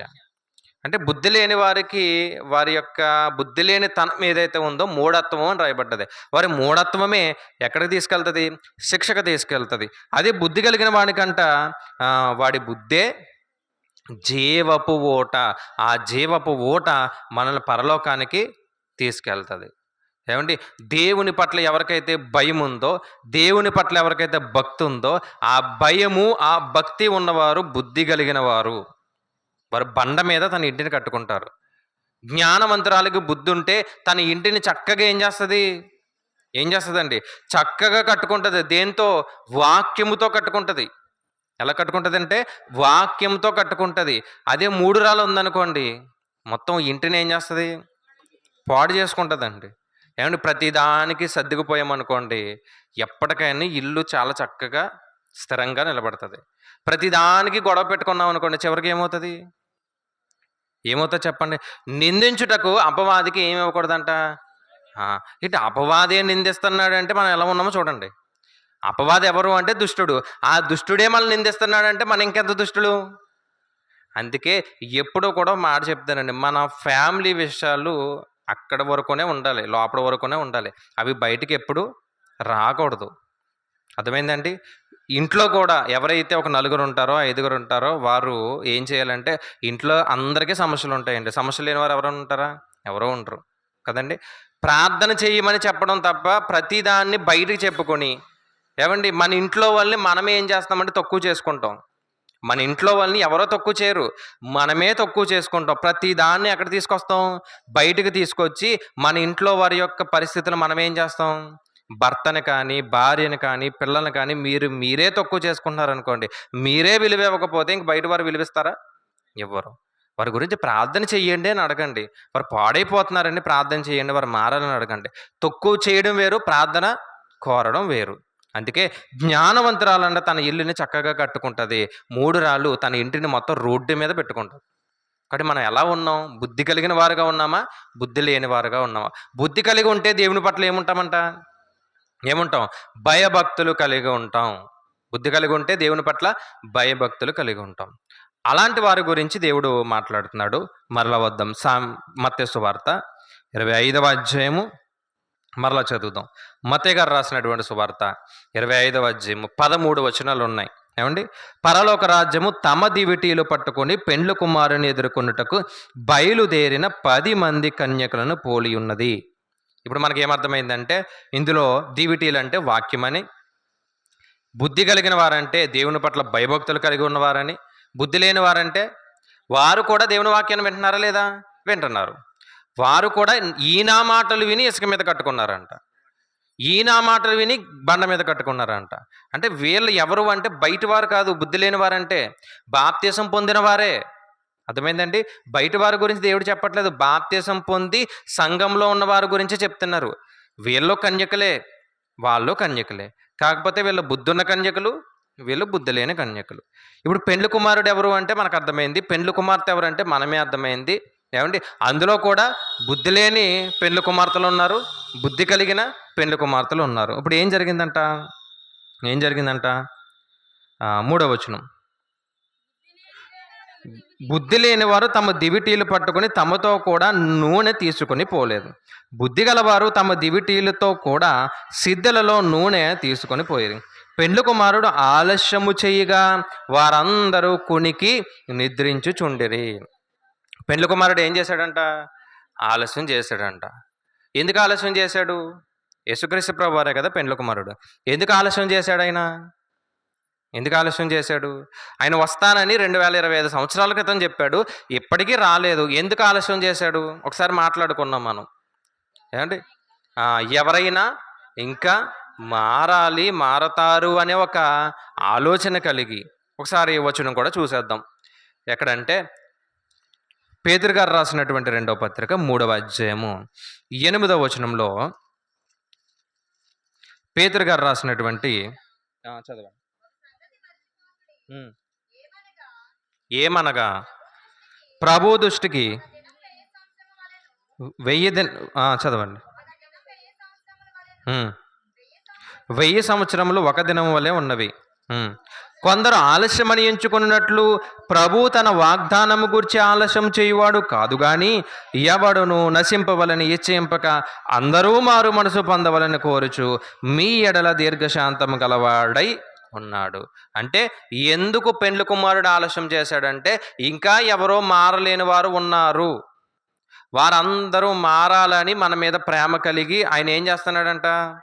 ఆలస్యం చేశాడు. ఎంత ఆలస్యం చేశాడు ఆయన? ఎంత ఆలస్యం చేశాడండి? ఏమండి? 2025 సంవత్సరాలు అవుతుంది ఆయన వస్తానని చెప్పి. ఇప్పటికి వచ్చాడా? రాలేదు. మరి ఎప్పుడు వస్తాడైనా? ఎప్పుడు వస్తాడో తెలియదు. కానీ ఆయన వస్తాడండి, వస్తాడు, ఖచ్చితంగా వస్తాడు. ఆ వచ్చే సమయానికంట కొంతమంది పడుకొని ఉన్నారంట పాపం. మనలాగే వచ్చే సమయానికి ఏం చేశారు? పడుకొని ఉన్నారంట. ఇళ్ళ పట్టాలు ఇస్తున్నారు, అక్కడ అందరింటికి వస్తారు, మీరు ఏమీ వెళ్ళక్కర్లొద్దు అంటే బయటే కూర్చుంటాం మనం చక్కగా. అందరికీ ఫోన్ చేసి, ఏమండి అందరూ అక్కడక్కడ ఎందుకు కూర్చోవడం, మా ఇంటికి వచ్చేయండి, మన దగ్గర ఏం చేద్దాం అంటే ఇళ్ళ పట్టాల మీద ఎంత ఆశ ఉంది. దేవుడంట పరలోకంలో నీ కొరకు ఏం సిద్ధపరుస్తున్నాడు? స్థలము సిద్ధపరుస్తున్నాను, నేను కూడా ఇళ్ళ పట్టా ఇస్తాను రండి అంటే కాసేపు పడుకుని వస్తాం ప్రభు అంటున్నాం మనం. ఏమండి? అంతే కదండి. నేను కూడా స్థలం సిద్ధపరుస్తున్నాను, మరి పట్టా తీసుకోలేదా? ఆయన స్థలం సిద్ధపరిచాడండి. ఒక సీఎం గారు మన కొరకు ఎక్కడో స్థలం సిద్ధపరిచారు. ఇప్పుడు మనం వెళ్ళి పట్టా తీసుకుంటేనే మనకి ఇస్తారు, అంతే కదా. దేవుడు కూడా మన కొరకు ఏం సిద్ధపరిచాడు? స్థలం సిద్ధపరిచాడు. మరి అప్పుడు ఆ స్థలాన్ని పొందుకోవాలంటే ఆయన వచ్చే సమయానికి ఎలా ఉండాలంట? సిద్ధపడి ఉండాలి. ఆయన వచ్చేటప్పుడు ఏం జరుగుతుంది చూద్దాం. తెస్సలోనికి రాసిన పత్రికలో 4వ అధ్యాయంలో రాయబడ్డది కదండి. తెస్సలోనికి రాసినటువంటి పత్రిక, మొదటి పత్రిక అండి, 4వ అధ్యాయము 16వ వచనం. డైరెక్ట్గా 16వ వచనం చూద్దాం. ఆర్భాటముతోను ప్రధాన దూత శబ్దముతోను దేవుని బోరతోను పరలోకము నుండి ప్రభు దిగి వచ్చును, క్రీస్తు నందుండి మృతులైన వారు మొదట. అంటే ఆయన వస్తాడు. ఆయన వచ్చినప్పుడు శబ్దం కూడా వినిపిస్తుంది. అక్కడ చదివాం కదా, కేక వినిపించింది. కేక వినిపించే సమయానికి అందరూ పడుకుని ఉన్నారంట. అందరూ పడుకున్నారు. కానీ బుద్ధి కలిగినటువంటి స్త్రీలు మాత్రం వెంటనే లేచిపోయారు. వెంటనే లేచి ఆయనతో వెళ్ళడానికి సిద్ధపడిపోతున్నారు. అంటే క్రీస్తు వచ్చినప్పుడు ఏం జరుగుతుంది? ఆర్భాటముతోనూ ప్రధాన దూత శబ్దముతోనూ దేవుని బోరతోనూ పరలోకము నుండి ప్రభు దిగి వచ్చును. ఆ వచ్చే సమయం అందరికీ తెలియబడుతుందంట. అందరికీ తెలియబడుతుందంట. ఆ వచ్చే సమయానికి ఇప్పుడు ఈ కన్యకలు ఏం చేస్తున్నారు? ఏమండి, ఏం చేస్తున్నారు? 25వ అధ్యాయము మత్తయి సువార్త. ఏమండి, అక్కడ ఒక వేలు పెట్టుకోండి, ఎందుకంటే ఎక్కువ మనం అక్కడే తిరుగుతాం కాబట్టి. మత్తయి సువార్త 25వ అధ్యాయము ఎన్నో వచనం? 6వ వచనం చదువుదాం. వారందరూ కొనికి నిద్రించుచుండరి. అర్ధరాత్రి వేళ ఇదిగో పెండ్లి కుమారుడు అతను ఎదుర్కొన రండి అను కేక వినబడింది. వెంటనే ప్రధాన దూత శబ్దముతోనూ మహా ఆర్భాటముతోనూ, ఏమండి, ఆ దూత యొక్క బోర ధ్వనితోనూ ఏమినిపించిందంట? ఏమనిపించింది? అర్ధరాత్రి వేళ ఇదిగో పెండ్లి కుమారుడు వచ్చేస్తున్నారు, యేసుక్రీస్తు ప్రభు వారు వచ్చేస్తున్నారు అని ఒక శబ్దము వినిపించిందంట. అప్పుడు ఆ కన్యకులందరూ లేచి తమ దివిటీలను చక్కపరిచిరి. గాని అందరూ లేచారంట. అంటే అక్కడ 10 మంది ఉన్నారు, 10 మంది లేచారు. వెంటనే నిద్రపోయారు. కానీ ఒక శబ్దం వినబడగానే ఏం చేశారు? అందరూ లేచారంట. లేచి తమ దివిటీలను చక్కపరిచిరి. గాని బుద్ధి లేని ఆ కన్యకలు మా దివిటీలు ఆరిపోవచున్నవి. బుద్ధి కలిగినటువంటి కన్యకల దగ్గర దివిటీలు, దీపము లేదా వాక్యము ఉంది. బుద్ధి లేనటువంటి కన్యకల దగ్గర కూడా ఏముంది? దివిటీలు అన్నాం, దీపము అన్నాం, దాన్నే ఆత్మీయంగా వాక్యం అన్నాం. బుద్ధి లేని వారి దగ్గర కూడా ఏముంది? వాక్యం ఉంది. మరి వారి దగ్గర లేనిది ఏంటి? ఏమి లేదండి. చూద్దామండి, ఏమి లేదంట, చదవండి ఇంకా. బుద్ధి లేని ఆ కన్యకులు మా దివిటీలు ఆరిపోవచ్చున్నవి గనుక మీ నూనెలో కొంచెము మాకియుడని బుద్ధి కలిగిన వారిని అడిగారు. అయ్యా, మా దివిటీలు ఆరిపోతున్నాయి, మా దీపాలు ఆరిపోతున్నాయి, వాక్యమే ఆరిపోతుందంట. అప్పుడు మాకు కొంచెం నూనె ఇస్తారా అని బుద్ధి లేనటువంటి కన్యకులు అడిగారంట. ఏమండి, ఇక్కడ ఒక ప్రశ్న ఏంటంటే, అసలు నూనె ఏంటో ఆలోచించే ముందు, ఏమండి, అసలు నూనె ఏంటో ఆలోచిద్దాం. అప్పుడు ఎందుకు ఇవ్వలేదో కూడా మనం ఆలోచన చేద్దాం. నూనె అంటే ఏంటి? దీపం అంటే వాక్యం కదండి. మళ్ళీ నూనె అంటే వాక్యం అంటారు. దీపం అంటే వాక్యం అనుకున్నాం. ఇప్పుడు నూనె అంటే ఏమంటే, నూనె అంటే కొంతమంది విశ్వాసము, ప్రార్థన, ఇవన్నీ కరెక్టే. కానీ ఇంకా కొంచెం లోతుల్లోకి వెళ్తే నిర్గమకాండం 27వ అధ్యాయం 20వ వచనంలో అక్కడ దీపము ఆరిపోతున్నప్పుడు ఒకసారి అక్కడ కూడా చూద్దాం. 27వ అధ్యాయము 20వ వచనం. మరియు దీపము నిత్యము వెలగాలంటే ఏముండాలి? ఏముండాలంటే నిత్యము వెలగాలంటే ఏముండాలి? చదవండి అమ్మా. ప్రదీపమునకు దంచి తీసిన ఒలీవ నూనె ఉండాలి. ఏముండాలి? ఒలీవ నూనె ఉండాలి. అంటే దీపము వెలుగుతూ ఉండాలంటే ఖచ్చితంగా దాంట్లో ఏముండాలి? నూనె ఉండాలి. ఏమంటే ఇప్పుడు లైట్ ఉందనుకోండి, టార్చ్ లైట్, అది నిత్యము వెలుగుతూ ఉండాలంటే దాంట్లో ఏముండాలి? బ్యాటరీలు ఉండాలి. దీపం వెలుగుతూ ఉండాలంటే ఖచ్చితంగా ఏముండాలి? నూనె ఉండాలి. వాక్యము మనలో ఎప్పుడు వెలుగుతూ ఉండాలంటే మనలో పరిశుద్ధాత్మ దేవుడు ఉండాలి. అర్థమైందండి? మనలో ఏముండాలి? పరిశుద్ధాత్మ దేవుడు మనలో ఉండాలి. ఆ పరిశుద్ధాత్మ దేవుడే మన నిత్యము ఏం చేస్తాడు? నిత్యము వెలిగిస్తూ ఉంటాడు. అంటే వాక్యం ఉందా? వాక్యం ఉండడం అంటే ఏంటంటే, ఇక్కడ కూర్చున్న వాళ్ళందరే, బయట వారి గురించి కాసేపు వదిలేదు, ఇక్కడ కూర్చున్న వాళ్ళందరూ వాక్యం వింటున్నారు. ఈరోజు వింటున్నారు, అందరూ వాక్యం వింటున్నారు. అందరి దగ్గర దీపాలు ఉన్నాయా? ఇదే వాక్యం అనుకుంటే అందరి దగ్గర దీపం ఉంది, అందరూ వాక్యం వింటున్నారు. కానీ ఇందులో మనలో కొంతమందికి ఏమి లేదంటే పరిశుద్ధాత్మ దేవుడు లేడు. మరి వాక్యం వింటున్నారా? వింటున్నారు కదా చక్కగా. ఎక్కడికి వెళ్ళడానికి వింటున్నారు మీరందరూ? మీరందరూ ఇక్కడికి ఎందుకు వచ్చారంటే పరలోక రాజ్యానికి మేము అందరూ వెళ్ళాలి అనే దృష్టిలోనే ఇక్కడికి వచ్చి వింటున్నారు. కానీ మనలో ఎవరు లేరంట? యేసుక్రీస్తు ప్రభువారు పెండ్లి కుమారుడు అయితే ఆయన వచ్చేసాడు. వచ్చే సమయానికి ప్రభువా 40 దినాలు మానకుండా విన్నాను నేను వాక్యం అని చెప్తున్నామంట మనం. 40 దినాలు ఏం చేసాం? మానకుండా విన్నాం. కింద బరకాలు వేశారు కానీ వీటి వస్తున్నా సరే కూర్చొని విన్నాం మేము అని చెప్తామంట మనం. అప్పుడు సరే అమ్మా చాలా జాగ్రత్తగా విన్నారు. అయితే తెస్సలోనికి రాసిన పత్రిక చూడండి. తెస్సలోనికి అంటే మనం ఇలాగే కదా చెప్తాం. పరిశుద్ధ గ్రంథంలో కూడా అయ్యా మేము ఉపవాసం ఉన్నాం మీరు చూడలేదా అని అడిగారంట. మేము ఉపవాసం ఉన్నామయ్యా, నువ్వు చూడలేదా, నువ్వు బిజీ అయిపోయావా అని అడిగారంట. అప్పుడు ఆయన చాలా సమాధానాలు చెప్పాడు. అలాగే అయ్యా మేము 40 దినాలు ఏం చేసాం? వాక్యం విన్నాము. అండ్ ఉపవాసం లేరండి, ఉన్నారా? ఉంటే మంచిదండి. ఏమండి ఉన్నవారు చాలా ధన్యులు. ఏమండి 5వ అధ్యాయం వెళ్దాం.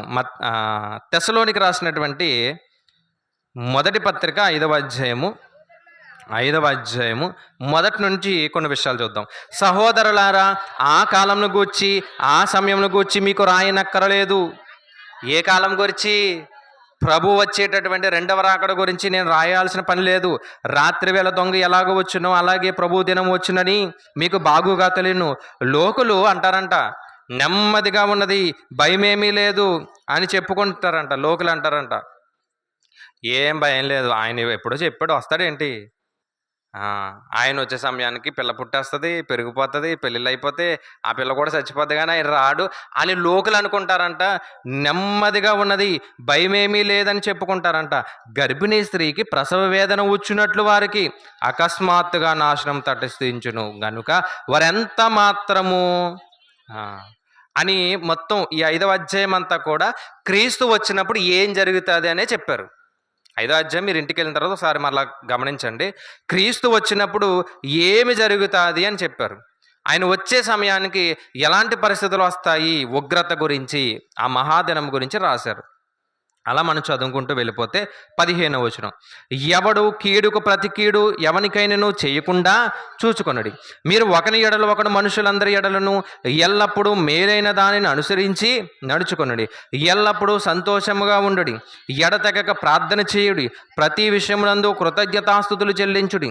ఏలాగో చేయుట యేసుక్రీస్తునందు మీ విషయంలో దేవుని చిత్తము. ఆత్మను ఆర్పకుడి అన్నాడు. ఆరిపోయిందంట దీపం. ఏమి లేక ఆరిపోయింది? నూనె లేక ఆరిపోయింది. నూనె ఎందుకు లేదంటే వారి దగ్గర లేదు. వారి దగ్గర ఏమన్నా నూనె పోయింది అంటే పరిశుద్ధాత్మ దేవుడిని వాళ్ళు ఏం చేశారు? ఆర్పేసుకున్నారు. మరి పొందుకున్నారా? పొందుకున్నారు. ముందు బుద్ధి లేని కన్యకల దగ్గర కూడా పరిశుద్ధాత్మ దేవుడు ముందున్నాడు. కానీ క్రీస్తు వచ్చే సమయానికి పరిశుద్ధాత్మ దేవుడు లేడు. బాప్తిసం పొందినప్పుడు మనందరం పరిశుద్ధాత్మ దేవుడిని పొందుకున్నాం. కానీ ఇప్పుడున్నాడు ఆయన పరిశుద్ధాత్మ దేవుడు మనలో. ఒకసారి మనం ఆలోచిద్దాం. ఆయన వచ్చే సమయానికి పరిశుద్ధాత్మ దేవుడు మనలో ఉంటున్నాడా లేదా ఆలోచిద్దాం. ఎందుకంటే ఆత్మను ఆర్పకుడి. మరి ఎలా ఆర్పేసాం ఆత్మని? ఏ విషయాన్ని బట్టి ఆర్పేసాం ఆత్మని అంటే మన క్రియలు. ఏంటా క్రియలు అంటే 15వ వచనం మళ్ళా చదువుదాం. ఏమండి 14 చూద్దాం. సహోదరులారా, మేము మీకు బోధించినది ఏమనగా అక్రమంగా నడుచుకొని వారికి బుద్ధి చెప్పుడి, ధైర్యము చెడిన వారిని ధైర్యపరచుడి, బలహీనలకు ఓతనీయుడి, అందరి ఎడల దీర్ఘశాంతం గలవారయుండుడి. ఎవడును కీడుకు ప్రతి కీడు ఎవనికైనాను చేయకుండా చూచుకొనిడి. ఏమండి ఇవన్నీ చేస్తే ఆత్మ అలా ఉంటుంది. మేము చెయ్యం ప్రభువా అంటే ఆత్మ ఏమైందంట? ఆరిపోయిందంట. ఏమేం చెయ్యాలంట? ఎవడును కీడునకు ప్రతి కీడు ఎవనికైనా చేయకుండా మేము కీడే చేస్తాం ప్రభువా, పరిశుద్ధాత్మ దేవుడు వెళ్ళిపోయాడు. మాకు దీర్ఘశాంతం లేదు ప్రభువా, పరిశుద్ధాత్మ దేవుడు వెళ్ళిపోయాడు. మీరు ఒకని ఎడల ఒకడు అంటే మనకు అర్థం కాదేమో అని మరలా మనుషులందరి ఎడల ఎల్లప్పుడూ మేలైన దానిని అనుసరించి నడుచుకోండి. ఎల్లప్పుడూ సంతోషంగా ఉండండి అంటే ఎప్పుడు ఏడుస్తూనే ఉంటాం. ఎడతెగక ప్రార్థన చేయండి అంటే మాకు సమయం లేదంటాం. ఇంకా ప్రతి విషయం నందు కృతజ్ఞతాస్తుతులు చెల్లించండి అంటే మాకు అదేంటో తెలియదు అంటాం మనం. ఏమండి జీవితకాలం అంతా ఒకసారి పక్కన పెడితే సంవత్సరానికి ఒక్కసారైనా కృతజ్ఞత కొడుకు పెట్టాము మనం మన జీవితంలో. సంవత్సరానికి ఒకసారి అంటే పెట్టామండి. పెడితే నిజంగా మీరు దేవుని పట్ల భయభక్తులు కలిగి ఉన్నట్టు. సంవత్సరానికి ఒకసారే చెప్తున్నాడు చూడండి. ఏమని? ప్రతి విషయమునందు కృతజ్ఞతాస్తుతులు. ప్రతి విషయంలో పెట్టాలంటే మన జీవితకాలం అంతా పెడతానే ఉండాలి. కాబట్టి సంవత్సరానికి ఒక్కసారైనా చాలామంది ఉన్నా పెట్టుకోరండి. కృతజ్ఞత కూడిక డబ్బులతో ముడిపడింది కాదు. ఏమండి? భక్తి అనేది డబ్బులతో ముడిపడింది ఏమి కాదు. ఏమండి? లేకపోయినా దేవునికి స్తుతి చెల్లించొచ్చు. చెల్లించొచ్చా లేదా? కానీ ఆ ఆలోచన కూడా రాని వారు ఉన్నారని. ఆ ఆలోచన కూడా రాలేదంట చాలామందికి. అయ్యో! దేవుడు ఇంత మేలు చేశాడు కదా! ఏదో ఒక సమయంలో ఏం చేద్దాం? ఇప్పుడు సెలవు జ్ఞాన కూడికలు జరుగుతున్నాయి మనకి. సంవత్సరంలో 40 దినాలు ఇలా కలుసుకుంటాం. కాబట్టి అందరూ ఏం చేశారంటే దేవుడు నాకు చేసినటువంటి మేలు నేను తలంచుకోవాలని ఒక్కొక్క రోజు ఒక్కొక్కరి ఇంటి దగ్గర ఏం చేశారు? పెట్టుకుంటానే ఉన్నారు. ఈ సంవత్సరం, వచ్చే సంవత్సరం, ఆ పై వచ్చే సంవత్సరం ఏదో ఒక రోజు ఏం చేస్తాం మనం? పెడతాం. కనీసం ఒక్కసారి కూడా పెట్టుకోకపోతే వాళ్ళని నేను విమర్శించట్లేదు, కానీ దేవుడు మాట్లాడుతున్న మాట చెప్తున్నా. ప్రతి విషయం నందు కృతజ్ఞతాస్తుతులు చెల్లించండి, ఇలాగూ చేయుట యేసుక్రీస్తునందు మీ విషయంలో దేవుని చిత్తము. మరి ఇవి చెయ్యకపోతే మీలో పరిశుద్ధాత్మ దేవుడు లేడు. అంటే దేవుడు చేసిన మేలునే నువ్వు కనీసం ఒక థ్యాంక్స్ చెప్పలేకపోతే పరిశుద్ధాత్మ దేవుడు ఇంకెందుకు ఉంటాడు? ఉంటాడా అండి? ఉంటాడు కదా. అందుకే పరిశుద్ధాత్మ దేవుణ్ణి ఏం పరిచయం అంట మనం ఎఫెసీయులకు రాసిన పత్రికలో పరిశుద్ధాత్మ దేవుణ్ణి ఏం చేశామంటే ఒకసారి చూద్దాం. 5వ అధ్యాయము 30వ వచనం. దేవుని పరిశుద్ధాత్ముని దుఃఖపరచుకుడి. దేవుని పరిశుద్ధాత్మని ఏం చేశామంట? క్షమించండి, 4వ అధ్యాయం అండి. 4వ అధ్యాయం ఎఫెసీయులకు రాసిన పత్రిక 30వ వచనం తీశారండి. ఎఫెసీయులకు రాసిన పత్రిక 4వ అధ్యాయం 30వ వచనం. దేవుని పరిశుద్ధాత్మను దుఃఖపరచుకుడి, విమోచన దినము వరకు ఆయన యందు మీరు ముద్రింపబడి ఉన్నారు. ఆయన దుఃఖపరిస్తే ఆయన వెళ్ళిపోతాడు, ఆయన ఆర్పేసుకుంటే ఆయన వెళ్ళిపోతాడు. విమోచన దినం వచ్చిందంట, ఆయనే ముద్ర. అప్పుడు పెండ్లి కుమారుడు వచ్చాడు. వాక్యము ఉందా లేదా? విన్నాము. అప్పుడు దివిటీల్లో ఏమి లేదు? లేదు. వాక్యం అయితే వింటున్నాం, గంట గంట గంట ప్రతి గంట వింటున్నాం వాక్యం. కానీ పరిశుద్ధాత్మ దేవుడు లేడు. అంటే క్రియలు చేయలేదు, పరిశుద్ధాత్మ దేవుడు వెళ్ళిపోయాడు. బుద్ధి కలిగలేము, తెలివి కలిగలేము. ఏమండి? మంచి మనసు లేదు, మంచి హృదయం లేదు. ఏమండి? లోపడంతా కల్మషమే పెట్టుకున్నాం. లోపల కల్మషం ఉంటే పరిశుద్ధాత్మ దేవుడు ఎలా ఉంటాడు? ఉంటాడా అండి? ఉంటాడు కదా. ఆయన వెళ్ళిపోయాడు. ఇప్పుడు ఆయన వెళ్ళిపోగానే ప్రధాన దూత శబ్దంతోనూ మహా ఆర్భాటంతోనూ దేవుని యొక్క దూత ఒక బోర ధ్వని వినిపించగానే పెండ్లి కుమారుడు దిగి వచ్చాడు. నేను 40 దినాలు విన్నాను ప్రభువా అంటావు. విన్నావు సరే, పరిశుద్ధాత్మ దేవుడు అనే ముద్ర లేదు అంటే ఆయన నీలో లేడు. అప్పుడు ఆయన అంటున్నాడు, అప్పుడు మనం అంటున్నామంటే ఏమని? మళ్ళా వద్దాం మత్తయి సువార్త. మత్తయి గారు రాసినటువంటి సువార్త 25వ అధ్యాయము ఎక్కడ వరకు చదివామండి? 8వ వచనం చదువు. బుద్ధి లేని ఆ కన్యకులు మా దివిటీలు ఆరిపోవచ్చున్నవి కనుక మీ నూనెలో కొంచెం మాకు ఇయ్యుడని. పరిశుద్ధాత్మ దేవుడిలో ఎవరికైతే ఉందో, పరిశుద్ధాత్మ దేవుడు ఎవరైతే నింపుకున్నారో వారిని అడుగుతున్నారంట. ఉదాహరణకి ఏమన్నా ఎంత వాక్యం చెప్పినా నాకు బుద్ధి లేదనుకోండి, పరిశుద్ధాత్మ దేవుడు నాలో లేడనుకోండి. మీరు మంచిగా పరిశుద్ధాత్మ దేవుడిని నింపుకున్నారు, మీరు వెళ్ళిపోతున్నప్పుడు అప్పుడు నేను అడుగుతున్నానంటే ఏమని? కొంచెం నూనె ఇవ్వండి అని అడిగానంట. ఏమంటే మరి ఇవ్వచ్చు కదా. ఇవ్వలేదంట వాళ్ళు అన్నారు, మాకు సరిపోదు, మీకు ఇచ్చేస్తే మాకెక్కడ కుదురుతుంది అన్నారంట. ఇది మంచి మనసేనా? ఏమండి? మామూలుగా ఆలోచిద్దాం జనరల్గా, ఇది మంచి మనసేనా? మరి దేవుడు వాళ్ళు వెళ్ళిపోతున్నారు, వారు వెళ్ళిపోయారని రాశాడు. మంచి మనసు కాదని మనం అనుకుంటే మరి వాళ్ళని తీసుకెళ్ళిపోయాడు కదా దేవుడు. పరిశుద్ధాత్మ దేవుణ్ణి డబ్బుతో కొనలేము, అడిగి తీసుకోగలమా? ఎవరి పరిశుద్ధాత్మ దేవుడు అంటే ఎవరి జ్ఞానము, ఎవరి ఆత్మ వారి దగ్గరే ఉంటుంది. ఎవరి భక్తి వారిదే. నేను భక్తిగా ఉంటే నేనే వెళ్తాను, నా పిల్లలు వెళ్ళరు, నా భార్య వెళ్ళదు, నా కుటుంబం వెళ్ళదు. ఏమండి? అర్థమైందా? మీరు ఎందుకరా నవ్వుతున్నారు? ఏమండి? అర్థమైందా? ఏమండి? నేను భక్తిగా ఉంటే నేనే వెళ్తాను, మీరు భక్తిగా ఉంటే మీరే వెళ్తారు. మీ భక్తి మిమ్మల్ని తీసుకెళ్తుంది తప్ప మీ కుటుంబాన్ని తీసుకెళ్దాం. మళ్ళీ చెప్తున్నాను, మీ భక్తి మిమ్మల్నే తీసుకెళ్తుంది. అందుకే వాళ్ళు అడుగుతున్నారంట. అసలు ఎప్పుడు అడగాలి? చూడండి, ఎప్పుడు అడగాలి? అసలు ఎప్పుడు అడిగారు? దేవుడు ఎప్పుడు అడగమంటున్నాడు? లూకాసు వార్త ముగిస్తానండి. లూకాసు వార్త 11వ అధ్యాయము 13వ వచనం. లూకా గారు రాసినటువంటి సువార్త 11వ అధ్యాయము 13వ వచనం. పరలోకమందున్న మీ తండ్రి తన్ను అడుగువానికి పరిశుద్ధాత్మను ఎంతో నిశ్చయముగా. నేను ఎప్పుడు అడగాలి అంటే ఆయన రాకముందు అడగాలి నేను. అర్థమైందండి? ఎప్పుడు అడగాలి? ఆయన రాకముందు నేను అడగాలి. ఆయన రాకముందు నేను అడిగితే పరిశుద్ధాత్మ దేవుడిని నేను పొందుకుంటాను. ఆయన వచ్చే సమయానికి నేను అడిగిన ఆయన ఇవ్వలేడు. ఎవరిని అడుగుతున్నారంట? అందరినీ అడుగుతున్నారంట. ఇవ్వగలరా? కొనుక్కోవడానికి వెళ్ళారంట. ఎప్పుడండి? ఎప్పుడు కొనడానికి వెళ్ళారు? ఆయన వచ్చేసిన తర్వాత కొనడానికి వెళ్ళారంట. ఏమంటే కొనడానికి వెళ్ళారంటే అసలు ఎవరు అమ్ముతున్నారు? అపోస్తల కార్యం మనం చదివాం కదా, 8వ అధ్యాయంలో ఒక ఆయన వస్తాడు. వచ్చి పేతురు గారు అందరి మీద చేతులు పెట్టి చాలా అద్భుతాలు చేస్తుంటే, అయ్యా మీరు పరిశుద్ధాత్మతో నిండుకున్నారు, నేను వెండిస్తాను, నాకు పరిశుద్ధాత్మ దేవుడిని ఇస్తారా అంటే ఆయన అన్నాడు, వెండిస్తేనో బంగారం ఇస్తేనో సంపాదించేది కాదయ్యా, నీ హృదయ ఆలోచన అంతా చెడిపోయేది, దాని ముందు తొలగించి మారు మనసు పొందితే నీవే పొందుకుంటావు పరిశుద్ధాత్మ దేవుణ్ణి. ఇది వెండితోనో బంగారంతో వచ్చేది కాదు అని చెప్పాడు. అంటే పరిశుద్ధాత్మ దేవుని పొందుకోవాలి అంటే ముందు మారు మనసు పొంది, అది ఎప్పుడు పొందాలి చెప్పండి? కొనుక్కోవడానికి వెళ్ళారంట. అమ్మేవారు దగ్గరికి వెళ్ళారంట. అమ్మేవారు ఎవరంటే ఇదిగో వాక్యం చెప్పేవారే. అమ్మేవారు ఎవరు? ఇలా కూర్చోబెట్టి వాక్యం చెప్పేవారే. వాక్యం ద్వారా అమ్ముతున్నారన్నమాట పరిశుద్ధాత్మ దేవుని. అప్పుడు ఎప్పుడు కొనుక్కోవాలి? సమయం ఉన్నప్పుడే కొనుక్కోవాలి. ప్రకటన గ్రంథం 3వ అధ్యాయము 18వ వచనం. ఎప్పుడు కొనుక్కోవాలంటే అక్కడ ఏం కొనుక్కోమన్నాడో చూడండి. ప్రకటన గ్రంథం 3వ అధ్యాయం 18వ వచనం. నీవు ధనావృద్ధి చేసుకున్నట్లు అగ్నిలో పుటము వేయబడిన బంగారమును నీ దిశముల సిగ్గు కనబడకుండా ధరించుకొనిన తెల్లని వస్త్రములను నీకు దృష్టి కలిగినట్లు నీ కన్నులకు కాటుకను నా యొద్దకు వచ్చి కొనుక్కోండి అన్నాడు. ఏమండి, ఇది పూర్తిగా ఎప్పుడన్నా మనం వివరిద్దాం. బంగారం అంటే ఏదో కాదండి, యేసుక్రీస్తు ప్రభువారే. ఆయన ధనవంతుడై ఉండి ఆయన ఈ భూమి మీదకి దరిద్రుడిగా వచ్చాడు.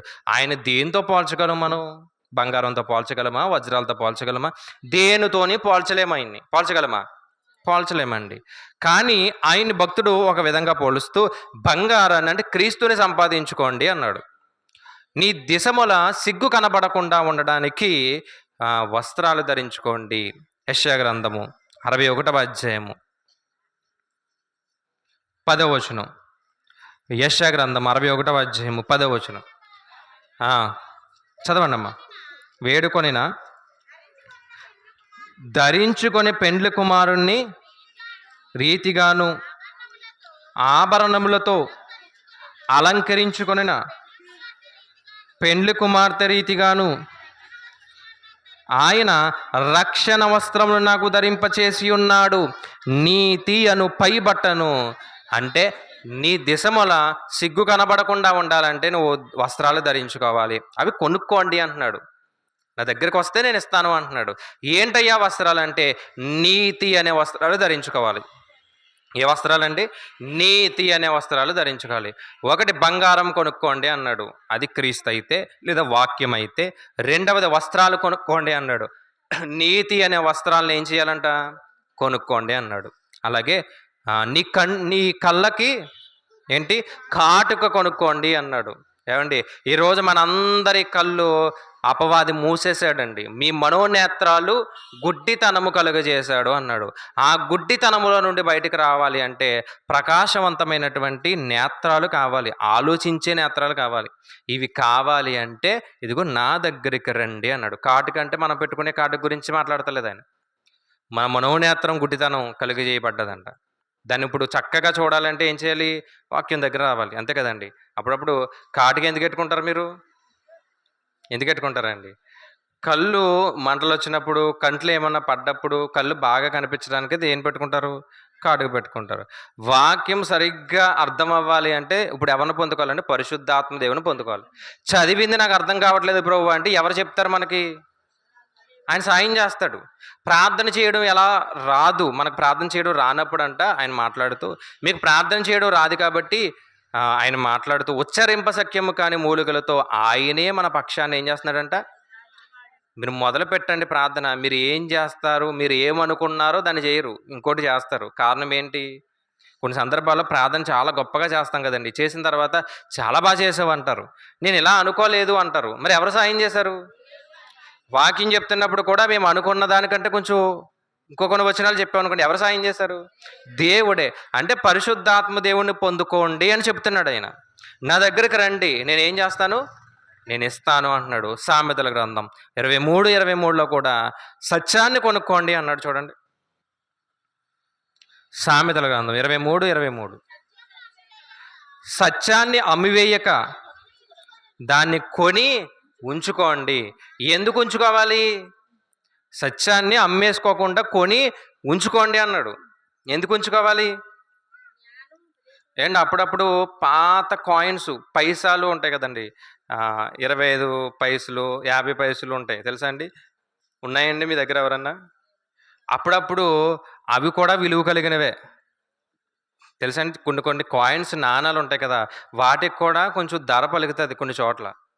కొంతమంది కావాలని దాయరు కానీ ఏదో అనుకోకుండా దాస్తారు. అప్పుడప్పుడు వాళ్ళకు కూడా ఏమొస్తుంది, ధనం వస్తుంది. ఇప్పుడు సత్యానంట అమ్మి వేసుకోకుండా దాన్ని దాచిపెట్టుకోవాలంట. ఎందుకు ప్రభువా దాచిపెట్టుకోవాలి అంటే, ఇదిగో నేను వచ్చే సమయానికి నేను అడుగుతాను, దీపం ఉందా? ఉంది. వెలిగే ఉందా? దీపం ఉంది. వెలిగే ఉందా? లేదు ప్రభు, ఇప్పుడే ఆరిపోయింది. నువ్వు వచ్చి 2 నిమిషాల ముందే ఆరిపోయింది అంటే నాకు కుదరదు అంటాడు ఆయన. నువ్వు వచ్చే 2 నిమిషాల ముందు ఏమైంది? ఆరిపోయింది. మరి నాకు కుదురుతుందా? నాకు కుదరదు. నీ దీపము ఎప్పుడు ఎలా ఉండాలి? వెలుగుతూ ఉండాలి. నీ దీపము ఎప్పుడు వెలుగుతూ ఉండాలంటే ఆ దీపంలో ఏమెయ్యాలి? నూనె పొయ్యాలి. అంటే నీలో ఎవరు ఉండాలి? పరిశుద్ధాత్మ దేవుడు ఉండాలి. వాక్యము మనలో ఫలించాలంటే లోపల పరిశుద్ధాత్మ దేవుడు ఉండాలి. ఇంత వాక్యం విన్నా, ఈ వాక్యం అంతా ఫలించాలంటే మనలో ఎవరు ఉండాలి? పరిశుద్ధాత్మ దేవుడు ఉండాలి. ఆ పరిశుద్ధాత్మ దేవుడు ఉన్నప్పుడు మనం ఫలిస్తాం. అవే ఆత్మ ఫలాలు అన్నాం. దీర్ఘశాంతము, సమాధానము, సంతోషము, ఏమండి, ప్రేమ, ఏమండి, ఇవన్నీ కూడా ఫలాలు వస్తాయి ఎవరుంటే. అందుకే విమోచన దినమున క్రీస్తు 2వ రాకలో ముద్ర అడుగుతాడంట. ఆ ముద్ర లేదనుకోండి, ఆయన ఏం చేస్తాడు? పక్కకి వెళ్ళిపోమంటాడు అంతే. మీకు ఒకసారి చెప్పాను, యాత్రికుని ప్రయాణం అని ఒక పుస్తకంలో ఒక విషయం ఉంది. ఆ యాత్రికుడు పాప భారాన్ని మోసుకుంటూ ఎక్కడి వరకు వచ్చి ఆగాడు? ఎక్కడికి వచ్చాడండి? క్రీస్తు సిలువ దగ్గరికి వచ్చి ఆగినప్పుడు ఆ మూట అంతా జారి పడిపోయింది. అంటే తన పాపాన్ని కడుక్కున్నాడు. ఇప్పుడు దేవదూతలు వచ్చాయంట. ఏమి చేయి? 3 దేవదూతలు వచ్చి వస్త్రాలు, మలినమైపోయినటువంటి వస్త్రాలు, ఇప్పుడు చదివాం కదా మనం ప్రకటన గ్రంథం 3వ అధ్యాయం 18వ వచనంలో, నీతి అనే వస్త్రాలు వేసి ఒక దేవదూత వెళ్ళింది. ఒక దేవదూత, ఏమండి, ఆయన పొందినటువంటి గాయాలు, అంటే ఆయన ఉన్నటువంటి పాపం ఏం చేసింది? కడిగేసింది. మరొక దేవదూత వచ్చి ఒక ముద్ర లాంటిది, లేదా ఒక ఏమండి సీలేసినటువంటి ఒక పత్రం ఇచ్చి, ఇది పట్టుకుని ప్రయాణం చెయ్యి, ఒక గేట్ వస్తుంది, ఆ గేట్ వచ్చినప్పుడు ఆ గేటు దగ్గర ఒక ద్వారపాలకుడు ఉంటాడు. ఆ ద్వారపాలకుడికి ఇది ఇవ్వగలిగితే అతను చూసి లోపలికి ఏం చేస్తాడు? ఒకటి పాపాలు కడగబడ్డాయి, ఒక దేవదూత పాపాలు కడిగింది. అంటే దేవదూత కడిగిందని కాదు, యేసుక్రీస్తు వారే కడిగారు. ఏమన్నా ఆ యొక్క ఉద్దేశం చెప్తున్నా. రెండవది, నీతి అనే వస్త్రాలు ఒక దేవదూత వేసింది. మరొకటి ఏంటంటే ఒక ముద్ర ఇచ్చింది, లేదా ఒక పత్రం ఇచ్చింది. అది పట్టుకుని అక్కడికి వెళ్ళి ద్వారపాలకుడికి చూపిస్తే గేట్ ఓపెన్ అవుతుంది. అలా వెళ్తున్నప్పుడు మధ్యలోంచి వచ్చాడంట ఒక ఆయన. వచ్చి మరి ఆ పత్రం ఉందా అంటే నా దగ్గర ఏమీ లేదు, అయినా పర్వాలేదు, నేను వెళ్ళిపోతాను అన్నాడంట. సరే, గేట్ వచ్చింది. గేట్ వచ్చినప్పుడు ఈ పత్రం ఉన్నటువంటి ఆయన లోపలికి వెళ్ళిపోయాడు, లేదా ఈ ముద్ర ఉన్నటువంటి ఆయన లోపలికి వెళ్ళిపోయాడు. ముద్ర లేనివాడు అంటే, ముద్ర అంటే ఏంటంటే పరిశుద్ధాత్మ దేవుడు. ఆ ముద్ర అనే పరిశుద్ధాత్మ దేవుడు మనలో ఉంటే ఆయన రాగానే యేసుక్రీస్తు ప్రభు వారు మనల్ని చక్కగా ఏం చేస్తాడు? తీసుకెళ్ళిపోతాడు. మత్తయి సువార్త 25వ అధ్యాయము చివరి వరకు చదివేద్దాం ఒకసారి ఉపమానం. ఏమండి, 25వ అధ్యాయము 9వ వచనం చదివాం కదా. కొంచెము మాకియ్యుడని బుద్ధి కలిగిన వారు అడిగిరి. అందుకు బుద్ధి గల కన్యకలు, మాకును మీకును ఇది చాలదేమో. అంటే పరిశుద్ధాత్మ దేవుని పొందుకుని దినదినము కూడా ఆయన బాధ పెట్టకుండా దాచిపెట్టుకున్నారు. ఇప్పుడు ఆయన్ని ఇచ్చేస్తే వీళ్ళు ఎలా వెళ్తారు? అసలు ఇవ్వడానికి ఏమన్నా అవకాశం ఉందా? లేదు. పోనీ కొనుక్కోవడానికి వెళ్ళారంట. కొనుక్కోవడానికి వెళ్ళే లోపు ఎవరు వచ్చేసారు? దేవుని కుమారుడు వచ్చేసాడు. అమ్మేవాళ్ళు కూడా వెళ్ళిపోవడానికే సిద్ధంగా ఉన్నారు. ఇంకెవరిస్తారు? ప్రభు ఒక 5 నిమిషాలు నువ్వు అలా ఉండు, ఇప్పుడే ముంచేస్తాను అనడానికి లేదక్క. ఉందా అండి? అయ్యా ఒక్క 5 నిమిషాలు నువ్వు అలా ఊపికి పట్టు, ఇక్కడే నీళ్ళలోనే నేను ముంచేస్తాను, తీసుకెళ్ళిపో అంటే లేదు. బోర ఊదగానే అయిపోయింది అక్కడితో. ఇంక బోర ఊదిన తర్వాత నువ్వు బాప్తిసం పొందాలన్నా అసలు అవకాశమే లేదు. అప్పుడు అంటున్నారంటే వీళ్ళు, మీరు అమ్మువారి యొద్దకు పోయి కొనుక్కోడని చెప్పి వారు కొనబోచుండగా పెండ్లి కుమారుడు వచ్చును. అప్పుడు సిద్ధపడి ఉన్నవారు అతనితో కూడా పెండ్లి విందుకు వెళ్ళిపోయారంట. అది ఏందా చదివాం, గొర్రె పిల్ల వివాహ మహోత్సవం అనే విందుకు వెళ్ళిపోయారు. వెళ్ళిపోయిన వెంటనే ఏమైంది? ఇక్కడ వచ్చే వరకు భోజనాలు పెడతాం మనం, అక్కడ అలా ఉండదు. 3 అయినా పెడతాం మనం భోజనాలు, ఇక్కడ అలా ఉండదు. తొలిపి వేసేస్తారు అంతే. తొలిపి వేసేసిన తర్వాత ఏమవుతుంది? నువ్వు ఎంత తొలుపులు కొట్టినా ఏముంటుంది? అప్పుడప్పుడు కొన్ని పుణ్యక్షేత్రాలకు వెళ్తాం కదా, వెళ్ళినప్పుడు భోజనాలకు కూడా వెళ్తాం మనం. అండ్ వెళ్ళినప్పుడు అక్కడ ఎంతమంది అయితే కూర్చుంటారో వాళ్ళందరినీ లోపల పిలుస్తాడు. అయిపోయిన తర్వాత గౌరీపట్నం వెళ్తారు కదండి, వెళ్ళిన తర్వాత ఎంతమంది అయితే కూర్చుంటారో అందరినీ పిలుస్తాడు. పిలిచిన తర్వాత డోర్ వేసేస్తాడు. వాళ్ళ తినే వరకు బయట నుంచోవాల్సిందే మనం. ఇక్కడ ఇదన్నా అవకాశం ఉంది, వాళ్ళు తిని వెళ్ళిపోయిన తర్వాత డోర్ ఓపెన్ చేస్తాడని ఒక అవకాశం ఉంది. కానీ ఇక్కడ ఏమి లేదంట. చూడండి, అంతటి తలుపు వేయబడును. ఆ తరువాత తక్కిన కన్యకలు వచ్చి అయ్యా అయ్యా మాకు తలుపు తీయమని అడుగగా అతడు మిమ్ముని ఎరగను అని చెప్తారంట. మరి బాప్తిసం పొందాను కదా, పొందావు, కానీ నేను ఎరగను. అయ్యా నీ గురించి మరి ఇలా చేసాం అలా చేసామని చెప్తారంట. అన్నీ చేసావు, పరిశుద్ధాత్మ దేవుని కోల్పోయావు నువ్వు. నీ పాపపు జీవితం పాపంగానే ఉంది, అప్పుడప్పుడు వచ్చి కూర్చున్నావు. మరి నీలో పరిశుద్ధాత్మ దేవుడు ఉన్నాడా? లేడు. కాబట్టి మేము ఎరగము. అందుకే ప్రభువా ప్రభువా అని పిలిచే ప్రతి ఒక్కడు పరలోక రాజ్యం వెళ్ళడు, కానీ ఆయన చిత్తాన్ని నెరవేర్చిన వాడు మాత్రమే వాళ్ళు. చిత్తాన్ని నెరవేర్చారు బుద్ధిగల కన్యకులు. పరిశుద్ధాత్మ దేవుని ఆర్పుకోలేదంట, దుఃఖపరచలేదంట, జాగ్రత్తగా దాచిపెట్టుకున్నారు, పరలోకానికి వెళ్ళిపోయారు. మరి మిగిలిన వారు బాప్తిసం పొందారు, వస్తున్నారు, కానీ పరిశుద్ధాత్మ దేవుని కోల్పోయారు. బుద్ధి లేనటువంటి కన్యకులు ఆయన వచ్చే సమయానికి తలుపు వేసేశారు. ఆయన ఇంకా జీవితకాలం ఎప్పుడూ తలుపు తీయడు. మొదటి రాకడ అయిపోయింది, రెండవ రాకడ, ఈ రెండే చెప్పారు. మూడవ రాకడ ఉంది, నాలుగవ రాకడ ఉంది, ఎవరో చెప్పలేదు. విడవబడిన వారికి మళ్ళీ అవకాశం ఉంది, మరలా మూడవ రాకడలో వస్తాడు, అప్పటికి మారదాము, ఇది ఉందా? లేదు అండ్ ఈ అవకాశమే లేదు. ఒక రాకల్లో ఆయన వచ్చి రక్షణ ఇచ్చాడు, రెండవ రాకల్లో రక్షణ పొందిన వారిని తీసుకెళ్ళడానికి వచ్చాడు. దీని మీదంట మేఘం మీద తీసుకెళ్ళిపోతాడంట. తలుపు వేసేసాడు, తలుపు కొట్టిన ఆయన తీస్తాడా? తీయడు. కానీ ఆయన ఒకనొక దినాన్ని కొట్టాడు ఆయన. అదే మనం చదువుతాం ప్రకటన గ్రంథంలో, నేను హృదయం అనే తలుపు దగ్గర ఉండి కొడుతున్నాను, ఎవరైనా తీసిన ఎడల కలిసి భోజనం చేద్దాము అంటే, లేదు ప్రభు, ఆల్రెడీ లోపల మా స్నేహితులు ఎంతమంది ఉన్నారు, నీకు ప్లేస్ లేదన్నమాట. తలుపు వేసేసామంట. ఆయన ఎక్కడ వచ్చేస్తాడో తలుపు తీసుకుని గొల్లెం పెట్టేసాం, తాళం పెట్టేసాం మనం, ఆయన రాకుండా. ఆయన అన్నాడు, మీరు నన్ను లోపలికి ఆహ్వానిస్తే లోపల కూర్చుని ఏం చేద్దాం? భోజనం చేద్దాం. లేదు ప్రభా, లోపల ఆల్రెడీ సాతాను సంబంధాలతో మొత్తం నిండిపోయింది, కాబట్టి మా హృదయంలో నీకేం లేదు. ఉన్నవే 4 గదులు, ఆ 4 గదులు కూడా ఎవరికి ఇచ్చాం? అంటే లోపల ఎన్ని ఉంటాయి? హృదయంలో 4 గదులని చదువుకున్నాం కదా, ఎన్నో పెరిగాయా? ఏం పెరగలేదు కదా. ఆ 4 మొత్తం అందరికీ ఏం చేసాం? చక్కగా వాటా వేసి పనిచేసామన్నమాట. ఒక్కొక్క గదిలో అవసరమైతే 2 దూర్చేసాం చక్కగా. కానీ ఇప్పుడు యేసుక్రీస్తు ప్రభు వారికి చోటు ఏమన్నా ఉందా? లేదు. ఆయన కొట్టాడు కొట్టాడు కొట్టాడు, ఇసుగు వచ్చింది ఆయనకి.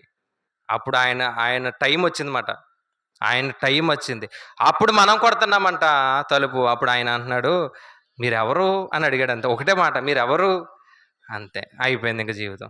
కాబట్టి బుద్ధి కలిగినటువంటి కన్యకులు యేసుక్రీస్తు ప్రభు వారు వచ్చే సమయానికి సిద్ధపడి ఉంటారండి. సిద్ధపడి ఆత్మను ఆర్పుకోకుండా, పాపం చేయకుండా, ఆయన దుఃఖపరచకుండా ఉంటారు.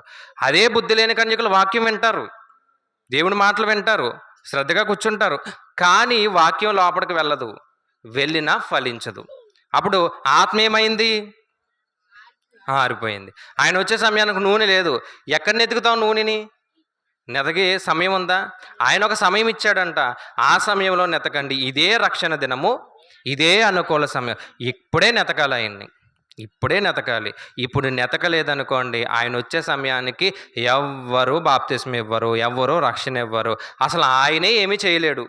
ఏమైనా చేయగలరా? ఆయనే ఏమీ చేయలేడు. ఎందుకంటే ఆ ధ్వని రాగానే మొత్తం అక్కడితో సమాప్తం అయిపోయింది. కాబట్టి ఎలా ఉందాం మనం?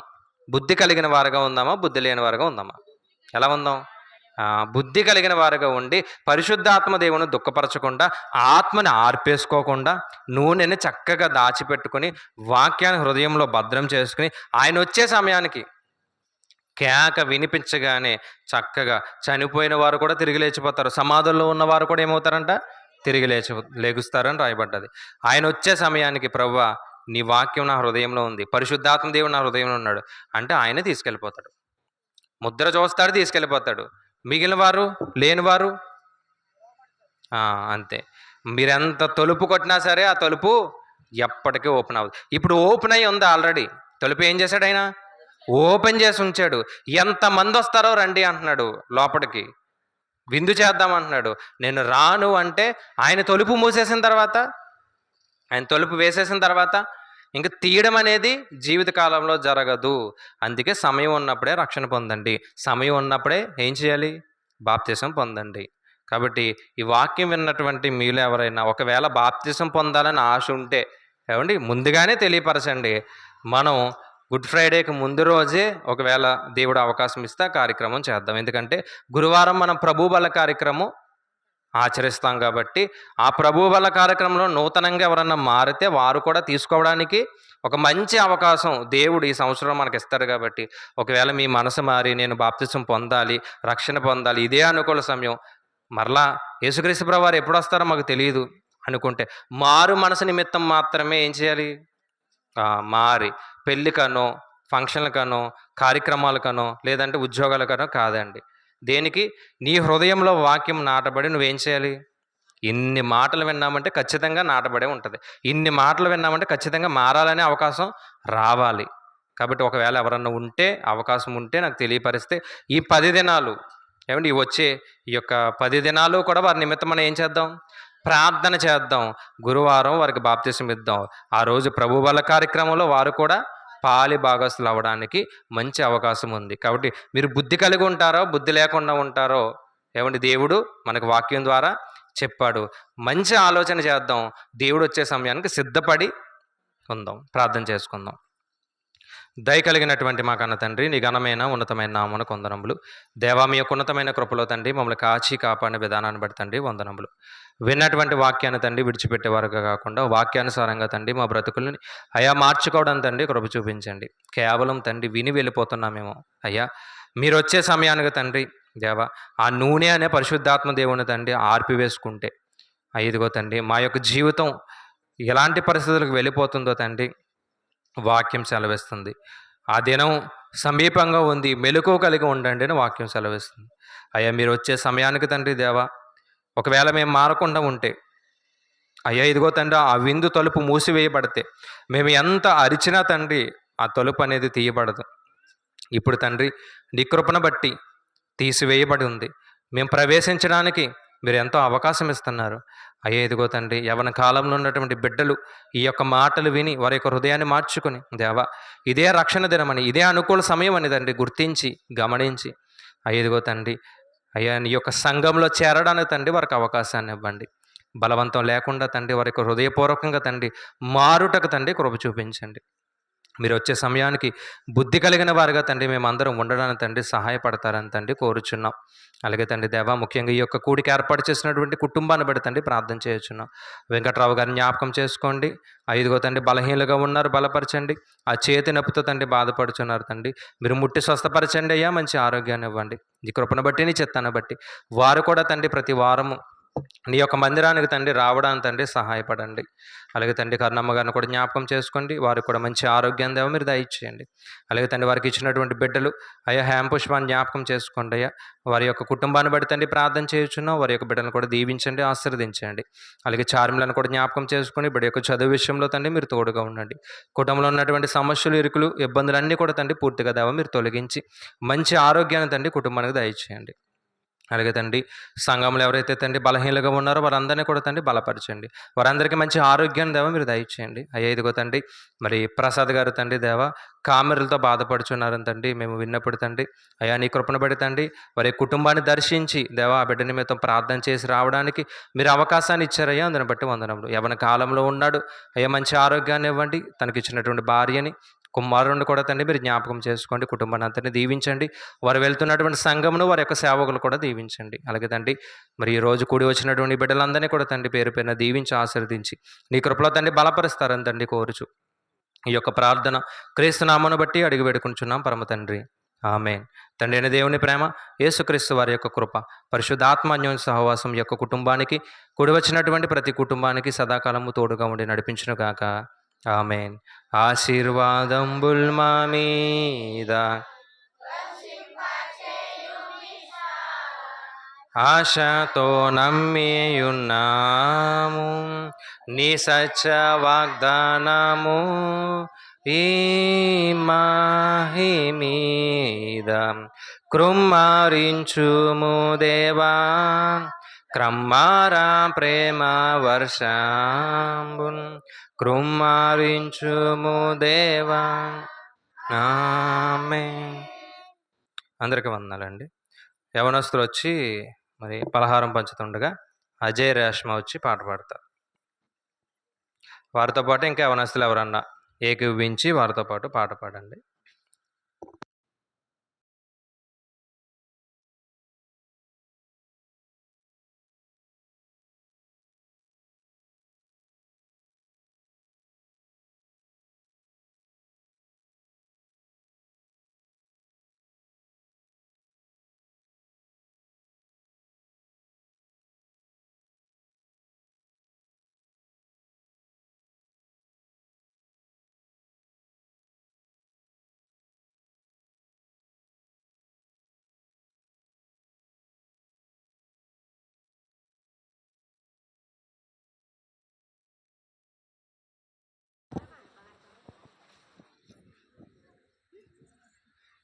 హల్లెలూయా. నీవు చేసిన మేలకు, నీవు చూపిన కృపలకు, నీవు చేసిన మేలకు, నీవు చూపిన కృపలకు వందనం యేసయ్యా, వందనం యేసయ్యా, వందనం యేసయ్యా, వందనం యేసయ్యా. నీవు చేసిన మేలకు, నీవు చూపిన కృపలకు ఏ పాటిదానని నేను, నన్నెంతగానో ప్రేమించావు, అంచెలంచెలుగా హెచ్చించి నన్నెంతగానో దీవించావు. ఏ పాటిదానని నేను, నన్నెంతగానో ప్రేమించావు, అంచెలంచెలకు హెచ్చించి నన్నెంతగానో దీవించావు. వందనం యేసయ్యా, వందనం యేసయ్యా, వందనం యేసయ్యా, వందనం యేసయ్యా.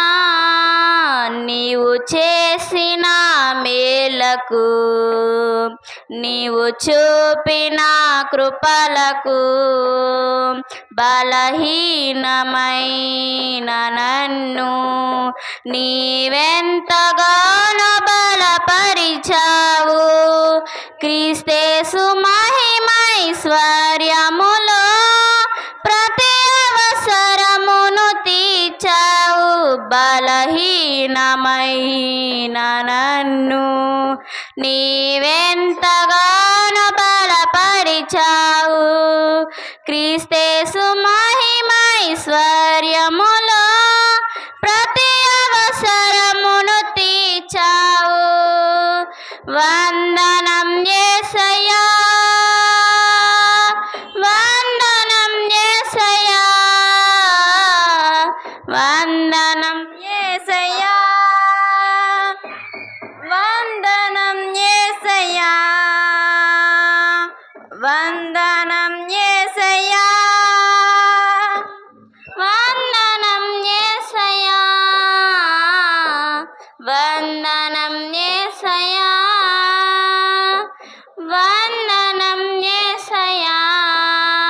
నీవు చేసిన మేలకు, నీవు చూపిన కృపలకు, నీవు చేసిన మేలకు, నీవు చూపిన కృపలకు. హల్లెలూయా.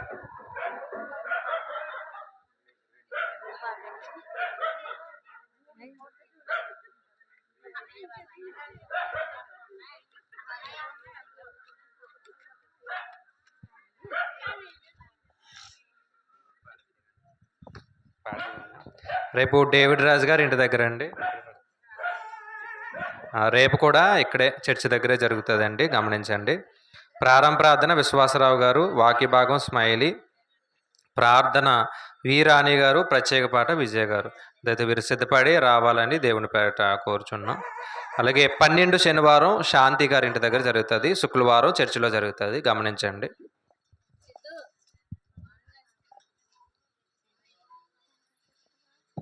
హలో.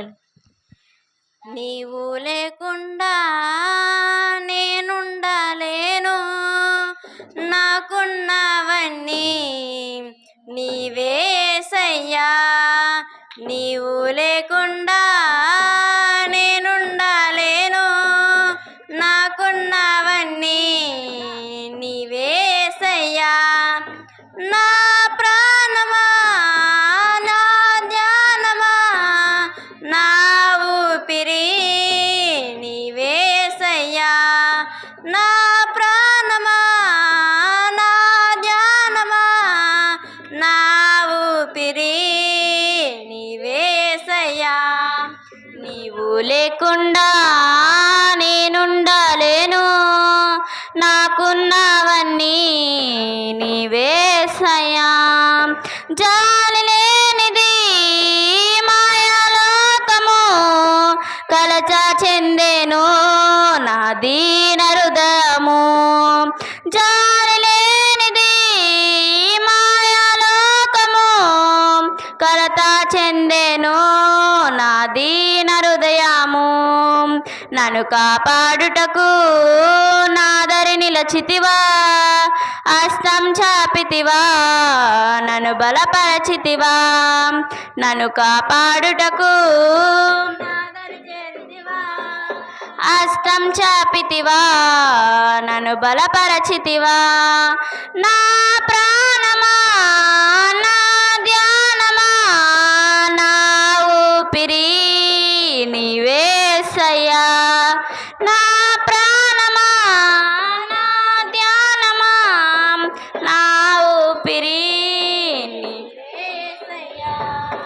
నీవు లేకుండా నేనుండలేను, నాకున్నవన్నీ నీవేసయ్యా.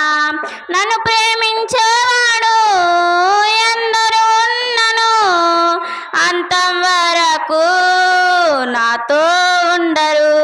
నన్ను ప్రేమించేవాడు ఎందరూ ఉన్నను, అంతం వరకు నాతో ఉండరు. నాతో ఉన్నవాడా, నాలో ఉన్నవాడా, నా ప్రాణము నీవేసయ్యా. నాతో ఉన్నవాడా, నాలో ఉన్నవాడా, నా ప్రాణము నీవేసయ్యా. నీవు నా ధ్యానమా, నా ఊపిరి నీవేసయ్యా. నా ప్రాణమా, నా ధ్యానమా, నా ఊపిరి నీవేసయ్యా. నీవు లేకుండా నేనుండలేను, నాకున్న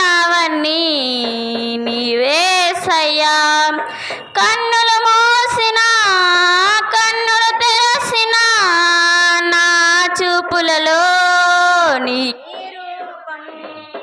కన్నులు మూసిన కన్నులు తెరసిన నా చూపులలో నీ రూపమే కనికరించితివా కరుణామయుడా కృప చూపించితివా నాకు చాలిన దేవుడా కనికరించితివా కరుణామయుడా కృప చూపించితివా నాకు చాలిన దేవుడా